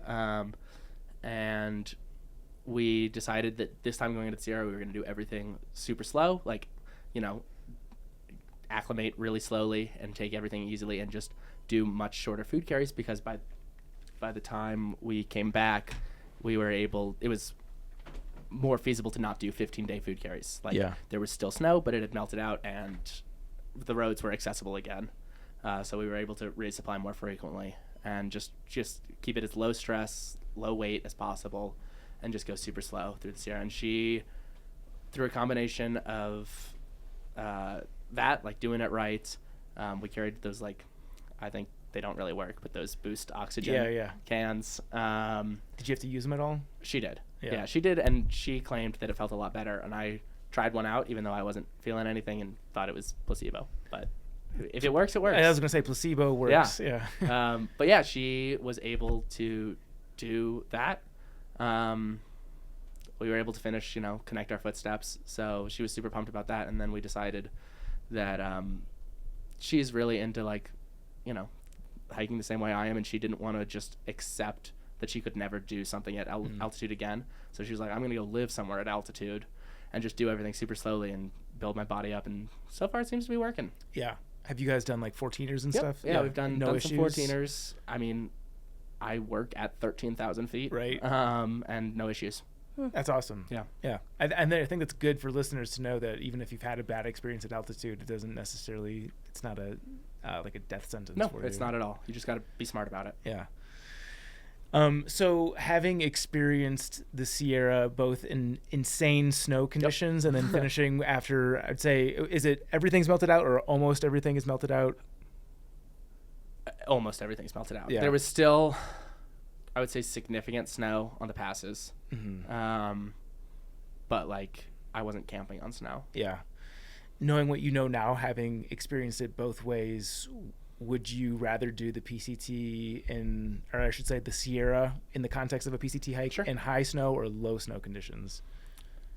So I now both would like to go back and do the Sierra high route during high snow conditions and also the JMT during low snow conditions. Okay. Because I loved them both, and I just think that they're so different. Like, it was a super cool experience to have my ice axe in my hand the entire time and have my crampons on and my snowshoes and be waking up super, super early. And it's, I mean, I love the snow. Like, it's silent, it's beautiful, it's fun. You get to glissade and slide half the time. But then there's also, like, alpine lakes and beautiful forests and wildlife that you get to experience when it's not high snow. Yeah. So I'm glad that I got to experience it both ways. I think if you are ready for a real challenge, a high snow year would be a really exciting opportunity. Yeah. It's cool to hear that perspective because Chance and I are both snobs. I think we both prefer like ideal, pristine conditions at all times. Yeah. Well, I live my life in fear. Yeah. So. Fear's healthy. Yeah. I just get frustrated moving at the pace that well, I don't like waking up at 2 a.m. I'm not a morning person. Yeah. There's a lot of knocks I have against it. I don't like to be cold. I don't like to be wet. I don't like waking up early. Yeah. I'm afraid of everything. For sure. Like in the snow, we were happy to make a mile an hour. Yeah. That's tough. That's why it was a 15-day carry. Yeah. It's like there's no way.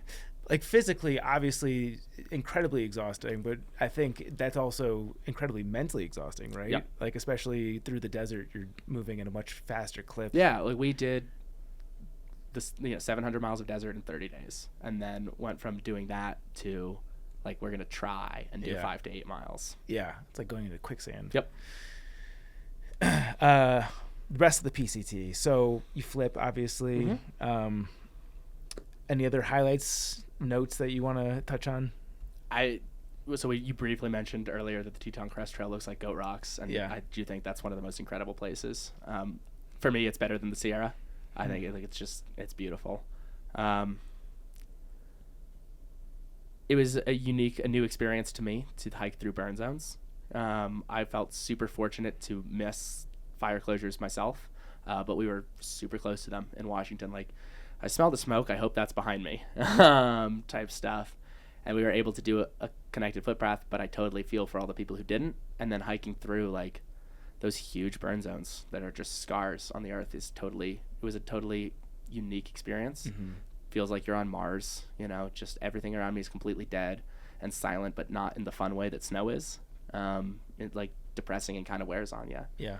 And I just think it gave me a greater appreciation from growing up on the East Coast. Like, that's a real thing. Those forest fires, I think it just put it in a new perspective for me. And that was a surprise that I didn't expect. Yeah. Yeah. Growing up on the East Coast, you don't really know that like you hear of them in the way that you hear about like quicksand, it's out there. That was something that surprised me too. Was like, oh shit, this stuff happens a lot. And massive quantities of land. Yeah. I see in the show notes that you have a mountain lion encounter story. I do. It was actually on the AT, not the PCT. No shit. Yeah. Are you sure it was a mountain lion? I'm sure. People will tell you that they're not on the AT or the East Coast, but I did some serious research, and it was like every once in a while they will walk over like above Canada and down. Yeah. And there's no doubt in my mind what it was. Like it was such. I'll tell the story. So it was in Virginia, and that's a long way to walk down. Oh yeah, I did it. True. But so I was walking, and I was alone at the time, and I heard screaming, and I thought that it was like a person needing help, and it was just like right over this crest. So I started running, like, because it just sounded like this person was 2 broken legs, like awful condition, and I crest this little ridge, I guess, and there's a 6-foot-long cat standing 100 yards down trail screaming, and I was like, shit. First the moose. I was like, I thought this was a person needing help, which was a bad situation, but like that's a lion, and I don't know what to do. And it like looked right at me and did the thing the cats do where their ears kind of like do one of those, and screamed at me, and I was like, screamed back at it, and it was like a 5-minute of seeing it. Like it was a mountain lion. Long enough to take a photo? No photo. No photo. It always happens that way, doesn't it? There's a lion screaming at me. I'm just saying, it always happens that way. It does. It's convenient. It is convenient. But yeah, it screamed at me and then took off up higher onto a ridgeline, and I saw it again a few minutes later, paralleling me. Are you shitting your pants? Yeah, I'm shitting my pants, and I'm also desperately trying to call my girlfriend, who's not my girlfriend at the time, but Waffles and Spud, the other guy we were hiking with, and being like, "Hey guys, hurry the fuck up, get to me. There's a lion here." Calling him, like yelling, or no, like on my phone, because we were probably a couple miles apart. Like we like to hike alone, but like calling them and being like, "Hey, like take your headphones out and pay attention. Like there's like a lion here," and probably 30 missed calls. Neither of them answered. And that one time you thought to take a photo. No, genuinely not. Come on. Well, by the time I had my phone out and I was making calls, I was past the area, and I had not seen it anymore. Did you ever reach out to like Virginia Parks and Wildlife? Yeah, so I told the local sheriff, and he said that he had a month ago gotten another report. Interesting. And then he had. Do you believe him now, Chons? Yeah. No. 2 people. I mean, here's the thing: is I don't want to say I don't believe you. I just find it, because if I say I don't believe you, I'm calling you a liar to your face, right? Yeah. And like that would be very strange to come in here and fabricate a story like that, like that, you know. And you seem like an upright, honest guy. So all those things together point to you telling the truth. Yeah. It's just like no one ever has a fucking photo. Because it's the last thing. It is the last thing on your mind. Yeah, but then it's also like if it goes all the way down to Virginia, how did no one else see it? I don't know. I'm just a skeptic. I'm a skeptic. Okay, that's fine. But I view you as an honest person, so I'm not calling you a liar. So when I told the sheriff, yeah, he had said that he thought the first person a month ago was a liar. Right. And he was like, oh, like that's like the second person in a month, and he was like, I'll reach out to Fish and Game, and I never followed up with that, but. Yeah, but that would be like such a strange story to just like come in here and be like, yeah, this thing happened if it didn't. Right? Yeah, I'd tell that same story, but on the PCT. It'd make more sense. In that concept, I do believe you. Yeah. But then it's like, well, maybe like he just doesn't identify cats well. I don't know. No, it was no doubt. It was not a bobcat. Have you always had, we'll call it good wildlife luck? Because it sounds like you've had a lot of encounters, and I feel like some people just are magnets for that. So from a young age, my mom would like say, Henry, you're in charge of looking like out the car window, and I've always had good luck with it. And then when I'm in the woods, I like to hike alone, and I'm a quiet person, and I think that is a recipe for seeing wildlife. Yeah. But I saw 12 moose on the AT. Jeez. Which is unusual. Yeah. I don't know how many black bear, 1 mountain lion. Yeah.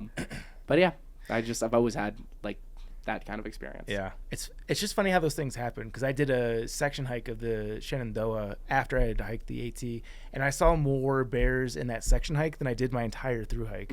It's just like these things just happen in spurts. It's just right place, right time. Yeah. Right time of year. Yeah, totally. Cool. Well, I want to talk about some of the things that you've written for the trek. You recently did a piece about how to fix an inflatable air pad. Sure did. That's one of the reasons that Chance doesn't use an air pad, if I'm correct. Because I roll off of it and I end up on the ground in the middle of the night. Oh, I thought you were worried about them popping. No. Oh.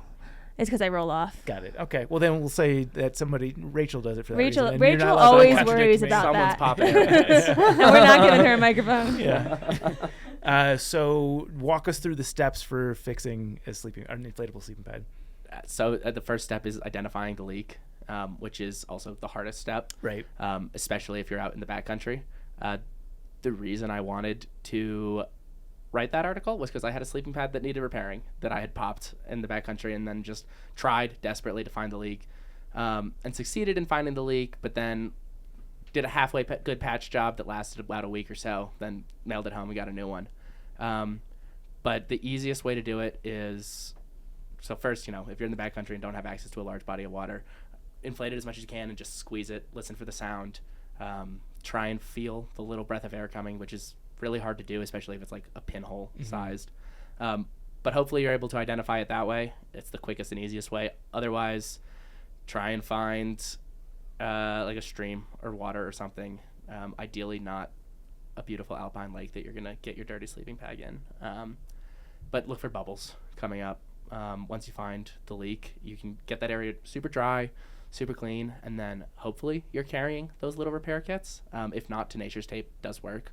But just do the best job you can, really pressuring, putting a lot of pressure on, more than the instructions would say.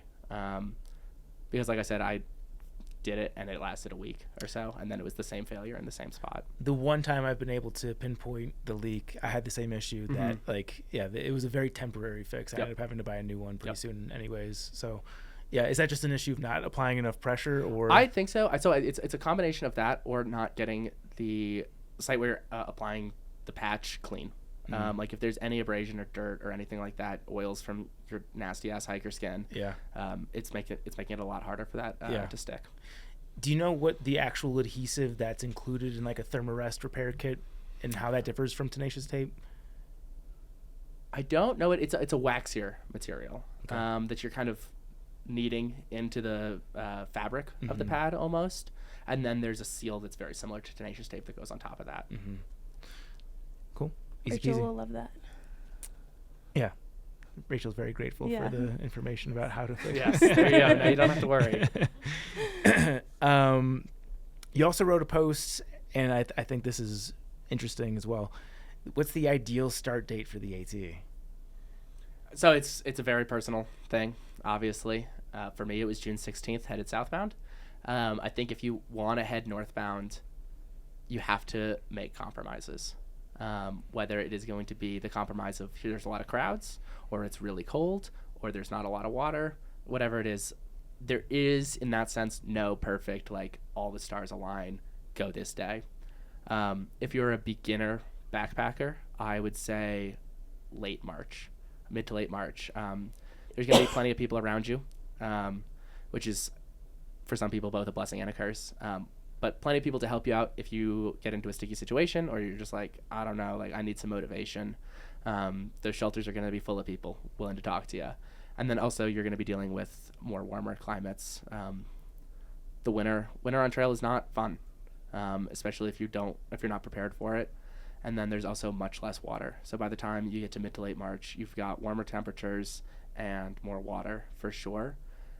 You also better hustle though, because it's gonna get cold up north. So that's always something to consider, is Baxter State Park does close, and I would hate to walk 2,000 miles just to not do the last 10.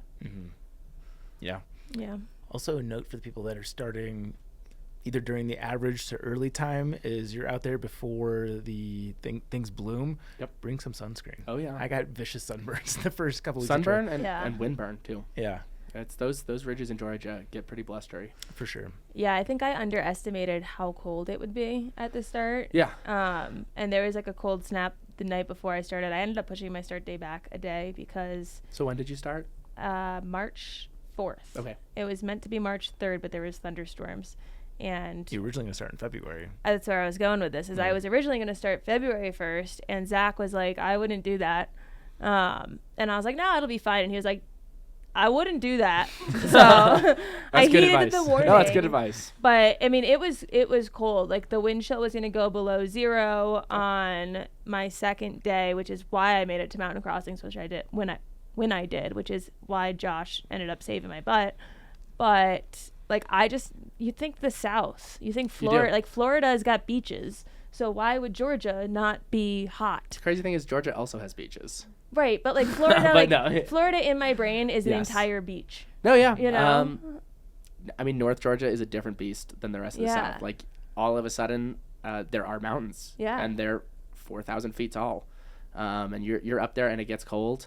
And like you said, with the negative wind chill days, like I had air temperatures of like 0, -1, -2 while I was living there. Like, you don't expect it, but when you're up on the ridgeline, up in the mountains, like it really, really does get cold, and it snows. Mm-hmm. People don't think it snows in the South, but it does. Yeah. Yeah, I definitely packed some extra like cold weather gear for the start of the AT, and absolutely recommend that if someone's going to start in an early season. Which at this point, when this episode is airing, like if you've started, you've already gotten past that, or you haven't started yet. So I guess maybe not the most relevant for the timing. Timing wise, I think let's jump to the Kumo question. Sure. All right, here's our fun little bit we do. Zach, you introduce it. Yeah, so this is our Kumo question. Thank you to our sponsor, Gossamer Gear. Use code DINGLEBERRY for 20% off packs at gossamergear.com as Chance grabs the Kumo off of our shelf. And you will reach your hand in, grab one of Chance's balls. Grab a ball from myself. Yeah. And that's your question. All right. It says, sure, here's the list without numbers. I don't know how to answer that one. Yep. We'll discard that. That's funny. One more. Yeah. We'll try again. I could tell something was askew when you flipped it over. I'm like, oh, like there has to be a back to this. Fortune cookie. I was looking for the lucky numbers. I like that you cut them up and I bottled them and neither of us noticed. Yeah, did not catch that. That's awesome. All right, so this one, do you have any strange superstitions? Ooh.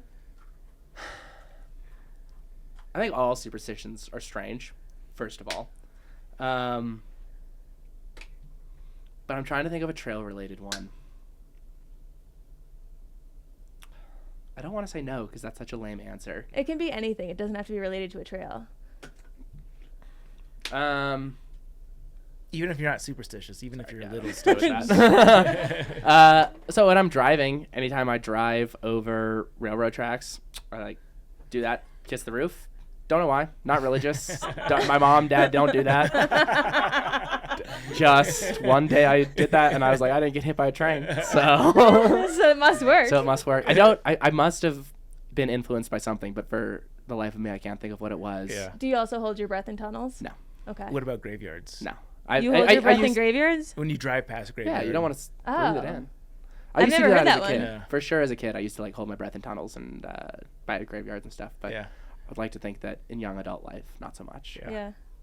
Cool. That's fun. That's funny that you do that and you don't know the origin. Yeah, I don't know where it came from. Yeah, sweet. One more time without numbers. Yeah. Cool. Well, I have a note here that you're passionate about helping new backpackers and helping them enter into the world of backpacking through your experience at Mountain Crossing. So we're going to jump on to Patreon and do a bonus conversation there on that subject. But before we do, let people know where they can go to find more from you, plug your social media, anything else that you want people to know. Instagram, I'm at Moose Jukes Hikes. Other than that, I'm on the trek. You can find me by going to the author page Henry Lewis or Moose Juice. I think they'll both bring me up. That's pretty much all I'm doing, social media wise. I like to run that Instagram page, take some pictures, have fun with it, but I'm not out there influencing. Yeah. But yeah. Right on. Well, this has been awesome. Thank you so much. For sure, man. Thanks for having me. Yeah, excited to chat more on Patreon here in a second. To the Trek propaganda portion of today's show. Actually, before we get to the Trek propaganda, Chance, we're not going the direction that you think we're going. Oh, no. No. This is impromptu poop story time with Chance. Oh, dear. Okay. Yeah, this is my priest confession. Yeah. I guess this is a great way to begin that segment. I lied to you all. I lied to you guys when I said that I didn't poop on the Foothills Trail. I did. It's just I was put on the spot, and there was no way to talk about it that I could think about in a way that made sense in my head at the time, because it came after the question where we were talking about how I hadn't dug any cat holes, and Zach had asked, so did you just not poop? And I didn't know how to approach answering that, so I lied. I did poop on the Foothills Trail. Go on. It was the coldest night. It was really, really cold, and it was dark out, and it was the middle of the night, and I woke up, and I just felt like I had to go, and I didn't want to leave my tent. I was warm. No. So I shit in my backpacker pantry bag. And I carried it to the end with me. What was the meal? It was pad thai. More like bad Thai. So that's my confession. I'm sorry for lying. Was the pad Thai the meal that inspired that movement? I guess it was a few days worth. I mean, I was on night 4 of a 5-day trip, and I hadn't gone yet. And I woke up in the middle of the night, and nature was calling, and I thought, it's really cold. I don't want to go dig a cat hole. And like, I'm all alone. What if animals are out there? And then Harper's gonna want to get up. She's gonna want to come out. Like, it's gonna be a whole production. I'm cold. So, are you squatting over the bag? Like, walk me through the physics of this. Are you lying on your side and like putting it underneath? No, I was in a squat. I held the bag, one hand in front, one hand in back to make sure it was positioned right. And then just... And you're just in the tent? Aimed and went. This is why it pays to be short, because a tall person can... Oh, yeah. No, I could do everything in my tent. I could do yoga in my tent. I'm 5'1". The tent is a palace for me. Would you say that you were doing downward log? I'm not going to humor that with a response. I just didn't want to admit to being that lazy, because that's really lazy. But I was warm, and I didn't want to leave the tent, and I didn't want to have to be awake for longer than necessary. You know what else was warm? Stop it. The inside of that backpacker's pantry bag. Yeah. Well, you know what? I don't regret it. Yeah. Were you nervous about missing the bag? I was apprehensive, but I felt confident in my abilities. Okay. Were you holding each side of the Ziploc portion on like each butt cheek so there wasn't a gap? No. I didn't go side to side. I went front to back. So I held it like that. Oh, that almost feels more risky to me. No, I thought that was less risky because I'm not pooping out of like a cheek, right? So it's going to come out of there's like a line that goes between your butt. It's called the butt crack. No. We're talking the same thing. I'm thinking that like, yeah, the way it opens is perpendicular or parallel with your butt cheeks. I did it the way that made sense. Yeah. Clearly, you executed it. Yeah. I mean, but here's the bad thing is now that it worked and it was honestly really convenient, I'm a little worried for what that means going forward. Yeah. How long was the thought process, the debate of like, am I going to do this? It was a pretty not long thing because okay, so I went to bed having to poop and I was like, I'm gonna ignore this, and then I woke up a little bit having to, and I was like, I don't want to do this. Went back to sleep. Then I woke up and I really had to, so I had some of the like pre-thought thoughts leading up to this moment, and I'm a fast pooper. Like it's not usually something that takes me ages. Like it's usually an in and out thing. I don't understand like how people, i.e. my boyfriend, can spend so long in a bathroom. I think they're just hiding. Wordle. Yeah, he doesn't do Wordle. His mom actually does Wordle every day, but he's scrolling hockey Twitter. He lives his life on hockey Twitter. Okay. But for me, it's just like in and out, like super quick. So I knew it'd be a fast thing, and it was like, if it's gonna be this fast, why would I make a whole production out of it? No one's gonna know. It's just me out here. And I can lie to all of you, so why not? But the truth always comes free. Yeah. During the priest confessional segment. I don't know. I love you guys. I want to give you guys the content you're here for, and I know you like hearing this stuff. So that's another one to add to my poop blog book. Well, send your confessions to podcast@thetrek.co. Yeah. Okay. To the actual Trek propaganda portion of today's show. This one is from former guest Shrek's managing editor Kelly Floro. The AT is crowded. Why not start your thru hike on the Benton Mackaye Trail instead? This article discusses the overcrowding on the AT in March, which Moose Juice definitely gave us the rundown on the details of that. Hikers who want a quieter experience can start on the BMT and rejoin the AT later. Thru hikers who complete the Benton Mackaye Trail can still be considered thru hikers by the ATC if they hike the corresponding section of the AT afterwards. Some hikers prefer the BMT for its historical sites and wilderness areas. Others may prefer the social atmosphere of the AT. It comes down to a matter of personal preference, but if crowds are not your jam and you still want to go northbound, this is an option to consider. If you want the full rundown and argument, please head to the link in the show notes. Kelly always does awesome work, of course. Okay, today's question of the day. This is you, of course. Of course. Can a ghost and a zombie come from the same person?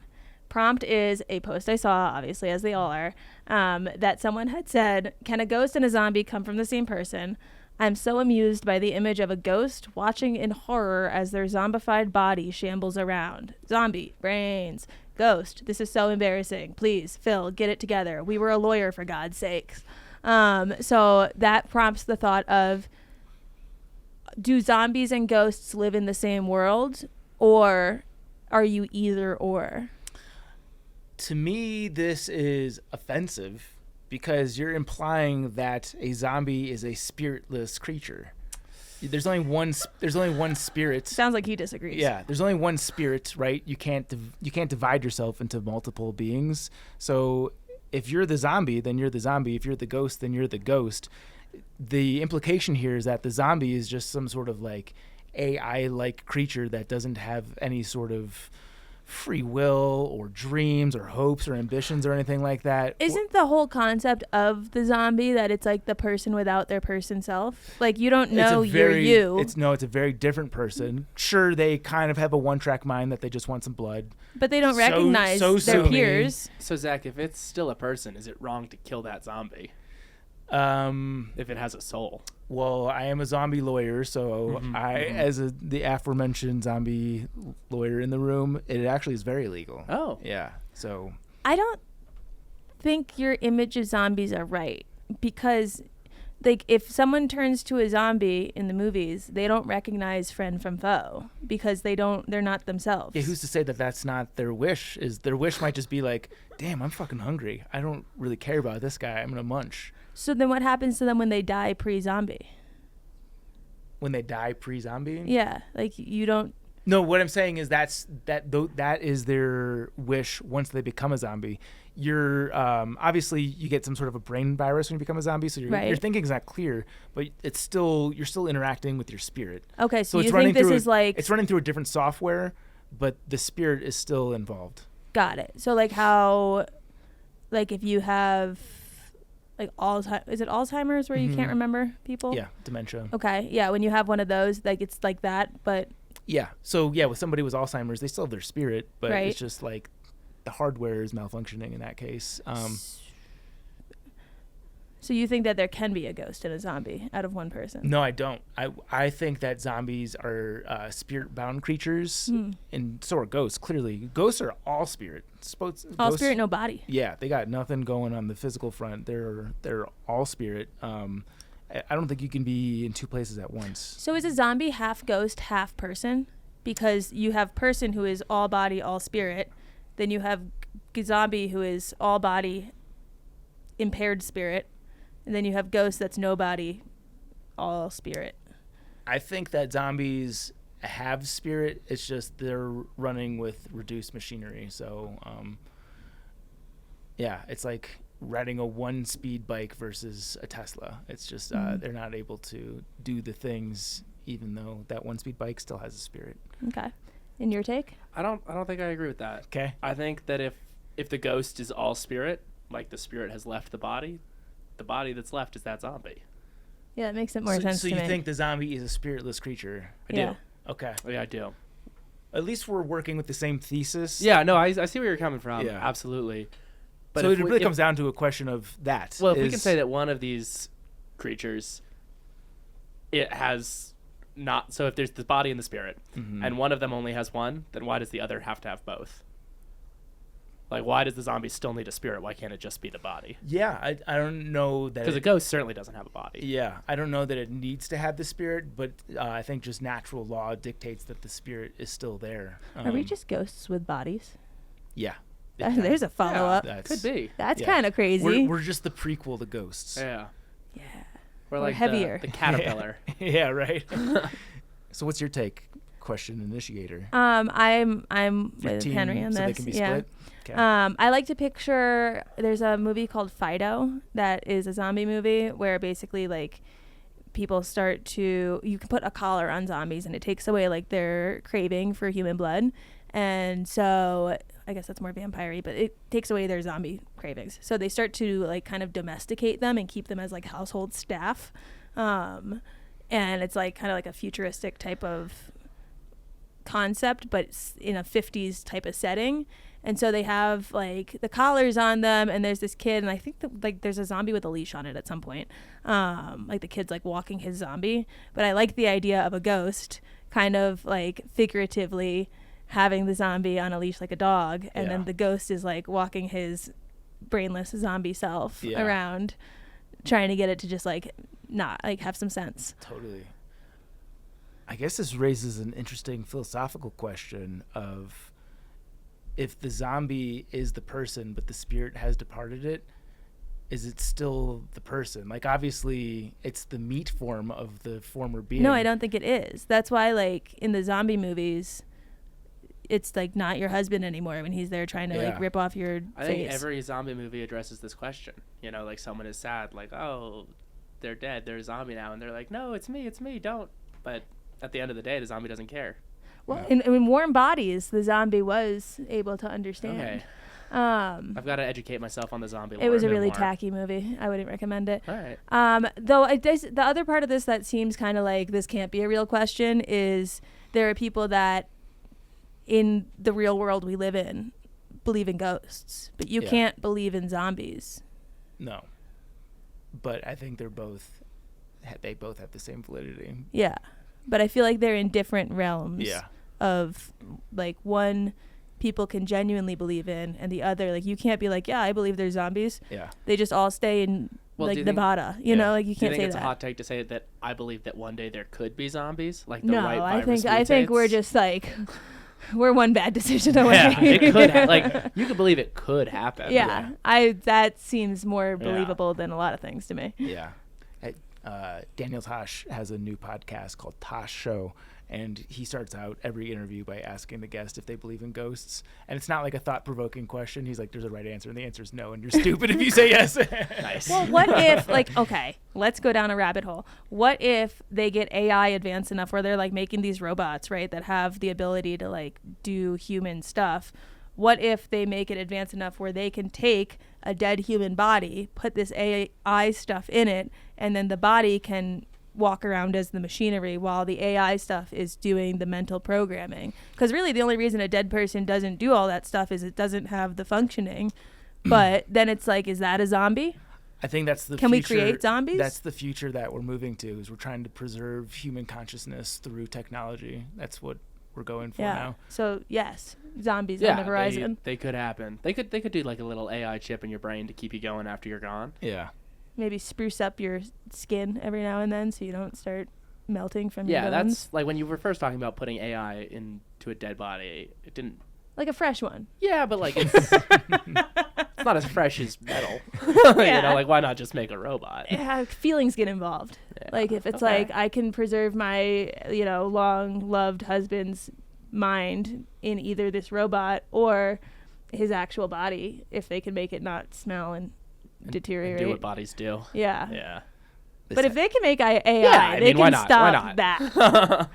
This has to be the They subject. can stop the aging process. Yeah. I'm sure this is a Black Mirror episode. Yeah. Well, we can refer back to this and say we called it if it ever happens on our way, like running out of town. Yeah. Okay. Let's go to the next segment. Triple crown of non-obvious apps on your phone. I don't know how we define that, but just like apps that aren't in the top 20 or 50 most downloaded apps. Okay. I don't know the list off my top I don't of my head. either, but we can, we'll be gentlemen and gentle ladies here. Who wants to start? Me. Okay. I want to start. Because I'm worried you're going to take the one that I'm going to offer first. Okay. This is a callback to a past Trek propaganda where the subject of the article was 13 useful apps for thru-hikers. I told you to download this. What? I came in with my free food and said, you got to download this. And you sat there and you said, which McDonald's app is it? I like that you're taking credit for this, even though this is an article. You didn't write it. I am the Trek. No, I'm getting credit for this one. Shout out to Danielle who wrote the article. Oh my God. She did a great job. I literally told you which app to pick. But yeah, this has been a hot topic in Backpacker Radio Studio. The McDonald's app is the fucking shit. It is, it is so good. If you listen to this and you're the person that wrote this article, when you start to see me visibly gaining weight as these episodes progress, you are the reason. Yeah. So thank you. Giving away free food. Dude, they are. They gave me a double cheeseburger for nothing the other day. I went from not eating McDonald's to like for several years to downloading this app, and it's now like I go. Because I told you to. Stop. Danielle told us to. And you didn't do it until I came in with a fat bag of burgers. Polly, please clip that. But I'm opening it now. I thought this was going to be one of those things where, like, when you first start using the app, they're going to give you the juiciest things, and then they kind of numb it as you start to get more accustomed to using it. And maybe that will be the case because I'm still fairly new into this. But I'm just open. This is not McDonald's is not a sponsor, but we are open to that. Though. Yeah. I just want to say I just opened mine and got free fries. Fuck yeah! Just for opening the app. Yeah. Here are some of the deals. Free quarter pounder with cheese when you buy a 10-piece chicken McNugget. Free double cheeseburger or 6-piece chicken McNuggets. I used that one on Tuesday. Yeah. $1 breakfast sandwich. Free iced coffee with any purchase. Like 29-cent double cheeseburger. 20% off a purchase of $5. That's $1 off 5. Yeah. This is turning into a McDonald's ad. Moral of this story is if you're looking to save a little cash, this is good for on trail and off. But this McDonald's app is the shit. Yeah. We've taken my family to McDonald's. How many points do you have?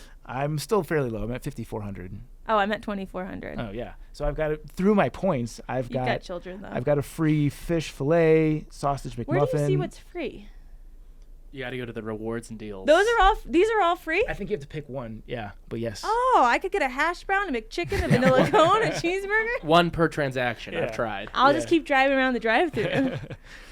Yeah, this app is great. Yeah. So McDonald's, thank you, Danielle, for that tip. Not John's. Okay.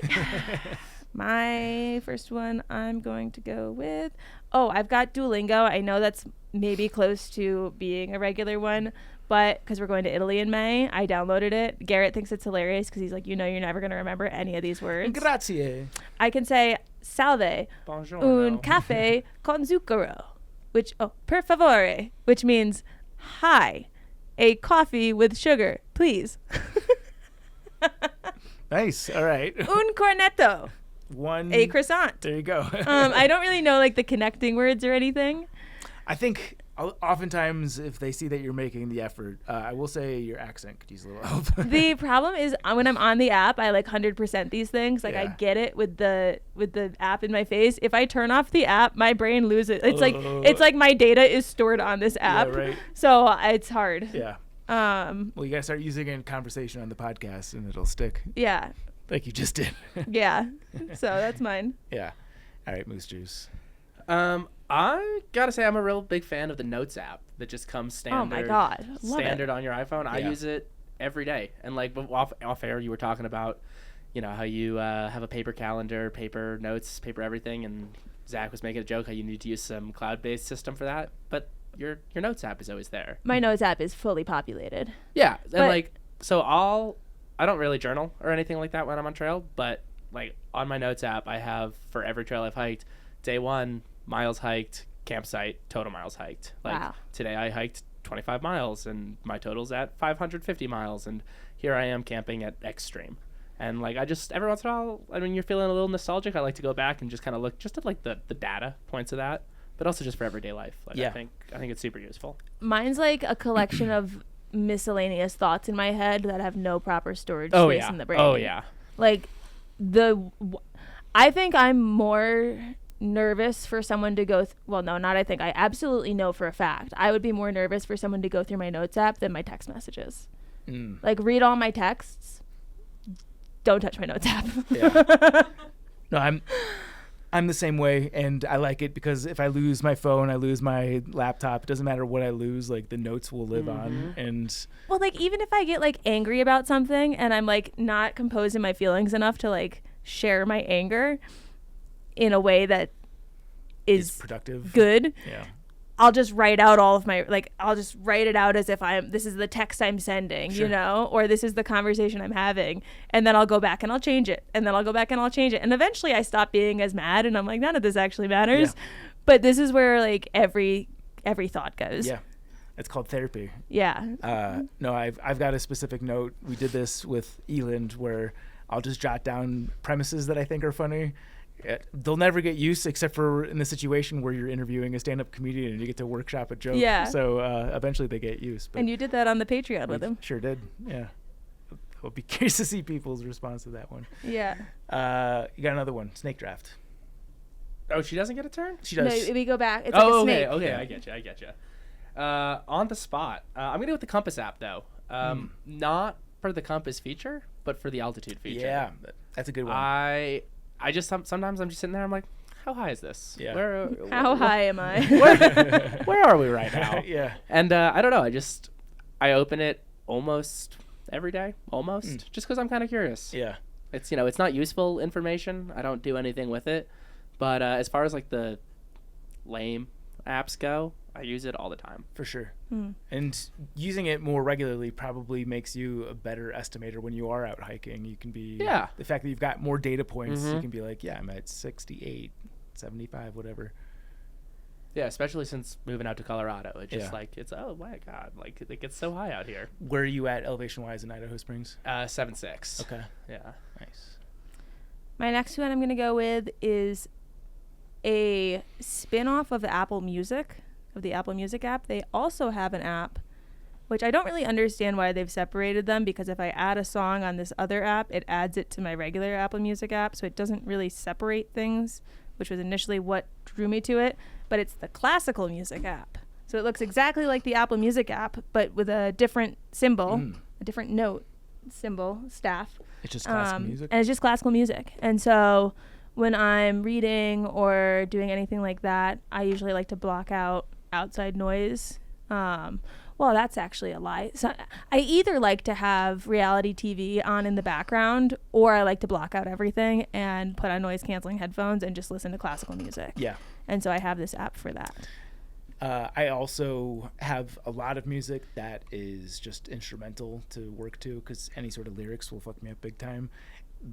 One that I confessed to recently, which I didn't realize was as nerd as it was until I saw somebody else's reaction, is on YouTube I'll listen to the SimCity 3000 soundtrack.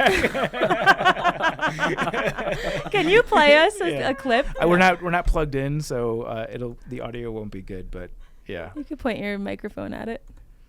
Here, you can already see it's the recent search for me. Oh my God.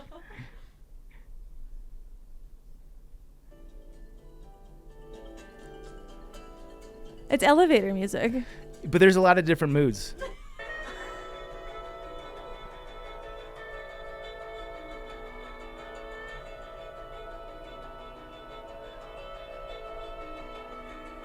This is very revealing about you.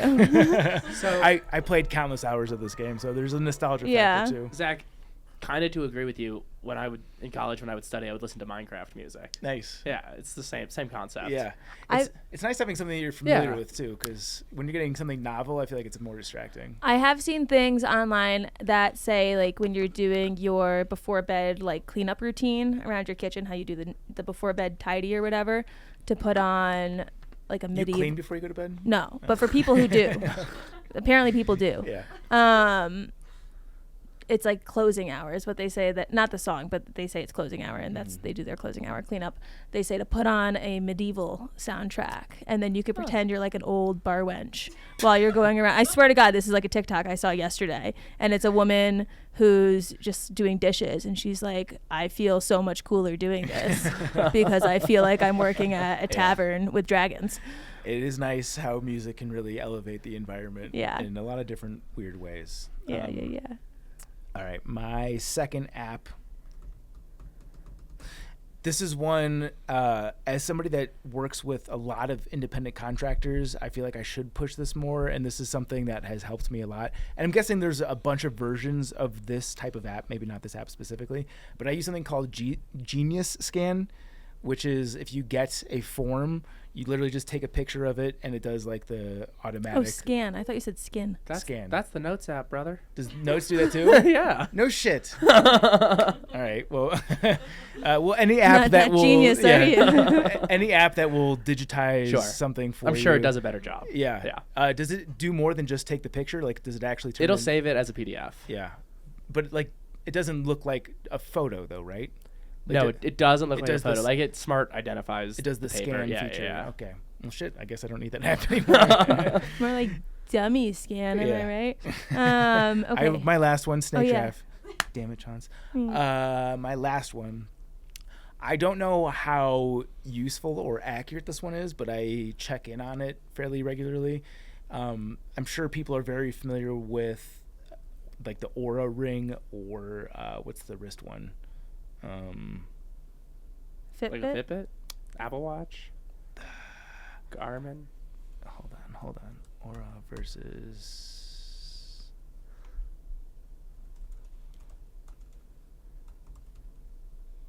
Whoop. There it is. So both these things are just measuring your heart rate variability. So your Apple Watch will actually measure that, but it doesn't give you the data. So there's this app called Training Today, which will actually interpret your heart rate variability information and give you what they call a readiness score. What's it called? Training Today. Oh, but you have to wear something for it to know about you. Yeah. So I have the Apple Watch, so it works seamlessly with that. I will say this is a paid app. I think it's like $3 or $4, and it's a one-time payment. This isn't a subscription thing. I sometimes, if it says that like I'm at so it's on a 0 to 10 scale. If it says I'm at like a 3 or below and I'm on the fence about working out, I'll use that as my excuse to not work out, and probably that's the right call. And on the flip side, there have been times where I feel like I'm tired and it says like, actually, your heart rate variability says you're at a 10. Actually, you're not. Yeah. Actually, you got to go for it. So I don't know how accurate it is, but instead of buying a separate... And the real fuck of like the Whoop and the Oura is they now get you with these extremely expensive membership fees. Yeah, I have an Oura, and I'm not wearing it today. What do you pay for the monthly? Oh, the reason I'm not wearing it today is because I just stopped paying for it. Okay. I think I was on a year-long subscription, which made it pretty reasonable. Yeah. And I loved the data. Like I was always interested in my readiness score, how I slept, and all that stuff. But like we were talking about earlier, like ways to save money for trail. Right. I was like, the grand scheme of things, I can just decide how I feel. Yeah, totally. Well, you don't just look like you're wearing an Apple Watch, nope. But yeah, if you are an Apple Watch user and you want that data, this is a very cheap way to get it and have it in a useful interface. Okay, my last one is the Roku app. We lost our TV remote and couldn't find it for like a day or two. And apparently if you download the Roku app, there's a remote button and it connects to your Wi-Fi and you can just control your TV from your phone. So when Garrett has the remote on his side of the bed and he forgets to do the sleep timer, instead of having to get up to get the remote, I'll just open the app on my phone and I can turn off the TV. It's insane. Yeah, that is cool. I've used Chromecast for a long time, but I don't think you can actually turn the TV on and off with that. So that's cool. Yeah. Nice. I'll have to check that out. We don't have Roku though. This is our the TV stuff is his realm. Yeah. He just tells me what to put on my phone, but this is the remote. If I go to the remote section, can you turn it on from here? Well, no, I think I have to be please connect to a device. I guess I can't show you the remote. Put on Magic Mike. Yeah, imagine. Well, so I have his Spotify login because I'm like, there's no reason for us both to pay for a subscription. Right. And so he was at a work event all week, and it was less work, more team building. So they were a lot of late nights of everyone drinking. Yeah. And I didn't realize he had been DJing it. So I kept changing it to my classical music. And it kept changing back to like this like party music. And I'm like, Spotify's broken. And so I keep changing it back, and he calls me. He's like, people are getting pissed. I was like, I'm so sorry. Oh, man. This spurs a story. This isn't me. I promise this isn't me. This is a friend. He shall remain anonymous. I promise this isn't me. Yeah. I would own up if it was. And I didn't shit in a bag. No. It is so funny that I kind of wish it was me, but it's also very embarrassing. Not going to say anything even remotely close to a name. But he's a married fellow. And does he have 3 kids? Oh! So does you. And his in-laws were in town, and it was late at night, and he went into the bathroom to masturbate. Started to put on porn. No. And he the volume was low, so he turned it up. No. And he still, no. He still couldn't hear anything. And then before he could even figure it out, he realized it was playing on the Bluetooth speaker in the living room. You could get away with blaming someone else for that, because when I lived his wife knew and called him out on it. Oh, that's bad. When I lived in my old apartment, I had one of those like desk treadmills that I would walk on a lot while I would do stuff, and it connects by Bluetooth. And I think I lost one of the remotes. For some reason, I didn't have control over the Bluetooth anymore, but it would just connect to my phone when I would turn it on. Great. Oh, no, that's what it was. The on-off button no longer works. So unless you unplug it from the wall, it just remains on. Yeah. Fine, whatever. Except for I was trying to sleep one night, and all of a sudden I started hearing moaning, and someone had connected to that Bluetooth, maybe thinking it was something else, and was listening to porn. And I'm like, where is this coming from? It's just like moaning in my house, and I could not find where this moaning was coming from. And I go in and I see that it's coming out of my treadmill, and I'm like, what the fuck? And I think I figured out at least a genre of who the person was, because there was someone when I was actually using the treadmill who started like having it auto connect, and they would like their phone would ring and they'd answer the phone and they'd be like, hello, and they'd be like, I can't hear you, but it would be coming out of my treadmill, which is why they couldn't hear them, and they just kept calling back, and I'm like walking and I have no control over turning it on or off, and I'm like, I don't want to end my workout for this, and so it's just like, hello. That's hilarious. The number of times where I've gone to like airdrop something from my phone to my laptop, and then the first airdrop option is not my laptop. Like the times I've come very close to like sending like my driver's license to somebody else's computer, I could see how you could accidentally send something very damning very easily. Bluetooth is funny. Yeah. You've got one more, sir. I'm going to go with the Star Chart app, which I don't remember if I paid for or not, but if I did, it's worth whatever I did pay. Yeah, honorable. And it's just so cool. It knows where you are, and you can point your phone up at the sky, and it'll tell you the names of what you're looking at. So you can like see all the planets, see all like the constellations, and like it's cool on trail because you don't need to be connected to Wi-Fi. It's a good trail one. I was thinking that. And then it's also just fun in regular life. But then you can also set it up so that it will give you notifications. So like I get notifications when there's going to be like a large meteor shower, and it'll be like, oh, like from your location, look east at 7 p.m. And then like you get to see so many cool things happening all around you, and like it's it's just great. Yeah, that's a good one. Honorable mention. This is a great one also for trail. Also makes a great drinking game. There's a like Flight Finder app that shows all the airplanes in the sky, and so the fun way to make it a game is when you see an airplane in the sky, everyone has to guess where the plane is going, and if you get it right, like you win something. You get to make your own rules. You win something. If you get it wrong, you lose something of lesser value. But we played this at our buddy's house who lives close-ish to Denver Airport, so it was just planes left and right. And we were just like leaned, like breaking our necks the whole time we were there, just like watching planes. That's a fun app. Yeah. I think it also works for military planes as well, which is nice living here in Golden or the foothills, because it often feels like we're going to war. Like there were a couple of planes recently that I think broke the sound barrier, and it's like you can see everyone out walking their dog like instantly look up, and they've always got the Apache helicopters, and yeah, it's just cool to be able to recognize that stuff. Yeah, good for everyone but Taylor Swift. Yeah. Right. Yeah. Sweet. That was fun. Patent pending. This was an email submission today. This is from Kelly, not the Trex Kelly. glasses that you put on that will show you where the rattlesnakes, bears, and mountain lions are with colored light beams that come from the ground up. Thanks and love the pod. Rachel pointed out that this is basically just thermal. What's the exact technology? Thermal vision. Thermal vision, like infrared or whatever. But we're gonna fine tune it to make this an actual new invention that it only recognizes predators and not like you don't see every squirrel, you don't see every like hot steamy dump, you don't see every deer. I did like Rachel's email back that it highlights ticks. Yeah. But I think that's also terrifying because then you know how many there are out there. That might be overwhelming. That would be very scary. As long as you could just see the ones on your body, I think that's useful. We had in college talked about a similar idea, which was picture the same thing, but it turns the people who are single in the bar green, and it turns the people who are not single red. Yeah. So you could put on your glasses real quick, and you could be like, all right, cool. Or someone's like flirting with you, you put on your glasses quick, and you're like, yikes.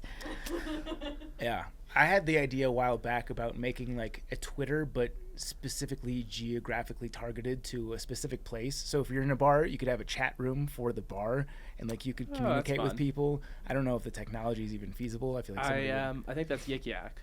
Oh, does that exist? Something. So is that what it's called? That was a thing in college. Yeah. For college campuses. Okay. Yeah, I feel like you need user adoption for something like that to actually work. But just toss a shelter log in every bar. Yeah. There you go. Perfect. Sweet. Mailbag. Excuse me. I think the commentary on young kids in the outdoors was fairly spot on. I remember reading some guys talking about how to coax their kids up 14ers, and one of them opining that kids don't really give a shit about views or the experience or pushing yourself. I definitely agree. My 6-year-old and 3-year-old love climbing around on rocks, goofing around in the river, etc., and I think that should be celebrated and encouraged. If you want them to love the outdoors, let them love it the way they love it. Preaching to myself here. That being said, my wife and I like to hike, so we'll still force it sometimes, bribe with candy, fight through the unbelievable fits, etc. This past summer, it was just me and the 6-year-old/3-year-old camping for a few days near Netherland. We hiked for about 5 minutes to a great place to play in the creek, stopped for a while, and then I made everyone keep going. I got negotiated down to 7 more minutes. You definitely take what you can get. Someday, hopefully, we'll be backpacking through Vermont all together. I guess you also have to imagine who your kid might be in the future and be happy with that. On a serious note, I've gotten seriously frustrated and even unkind towards my kids while hiking, and I really regret that.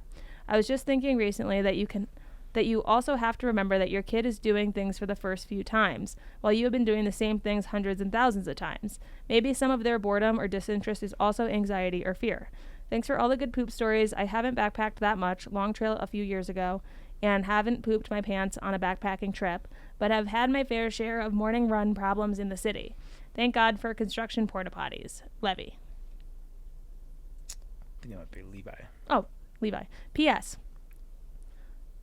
I was just thinking more about it and the Q&A episode's previous conversation about crushing it syndrome. I bet there is a correlation here. Forcing your kid to go all the miles you want to go or feel like you have to go is probably a great way to set them up for needing to crush it. Conversely, allowing them to enjoy the outdoors in their own way probably sets them up for a healthier way of thinking. Yeah, well stated. Always love to hear from parents who are ahead of me on the chronological scale, so it's nice to know what is working and what's not working. And I can definitely resonate with like regretting the way you react to your frustration with kids in the outdoors, because you have your own expectation for what it should look like, and it's good to remember that this is their hike as well. And frankly, you're living in their world, not the other way around. But Levi, thank you so much for sharing this, and just further evidence that we should do a hiking with kids episode, because it seems like there's a lot of interest in this, and I'm certainly in that camp, so thank you for the note. To the 5-star review, also, if you want to have your mail read on this podcast at thetrek.co, or go to backpackerradio.com, and at the bottom of the homepage is a submission form to reach us. 5-star review is from Stank Tank. The best backpacking podcast. I've been a listener from the very beginning and look forward to every Monday for a new episode. Each show provides good knowledge and, most importantly, great entertainment. Thanks for all you do. Thanks for all you do, Stank Tank. Appreciate you. If you guys want to have your review read on this podcast, head on over to Apple Podcasts and leave any number of stars, just not 1, 2, 3, or 4. And we'll still send you a sticker. So screenshot your review and email us at podcast@thetrek.co, and we'll send you a sticker. We got to add... Oh, yeah. We have a new Chuck Norris person. Where do you want to put her? Let's just go at the top. That way we don't forget it. Oh, I think all these are alphabetical, so that's going to bother me. You have to put it after Greg McDaniel. Okay. Well, I'm just going to do it at the top for this one. Okay. Because otherwise, I don't do the alphabet. Super big thank you to our Chuck Norris Award winners from Patreon. That is Haley Buckingham. Palace. Alex and Misty with Navigators Crafting. Andrew, Austin McDaniel, Austin Ford, Brad and Blair from 13 Adventures, Brent Stenberg, Brian Alsop, Fables, Christopher Marshburn, Coach from Marion Outdoors, Dane, Ish, Derek Cook, Eric Casper, The Friendly Ghost, Eric Hoffman, Greg Knight, Greg McDaniel, Jason Snaler, Barely Know Her, Liz Seeger, Patrick Ciancialo, Spam, Timothy Hahn, Solo, and Tracy Trigger. Fans. You can follow us at Backpacker Radio on Instagram and TikTok, at Backpacker Pod on X, Facebook.com/Backpacker Radio. You can follow our pal Moose Juice at Moose Juice Hikes on Instagram. You can follow Chance. You can find me on Instagram at Juliana_Chauncey and get my book Hiking from Home, a long distance hiking guide for family and friends on Amazon. And most excitingly, I am opening up some freelance that I have time for now. I did a lot of freelance work prior to hiking and have been kind of trying to find a way to combine the two into something that incorporates hiking with like freelancing.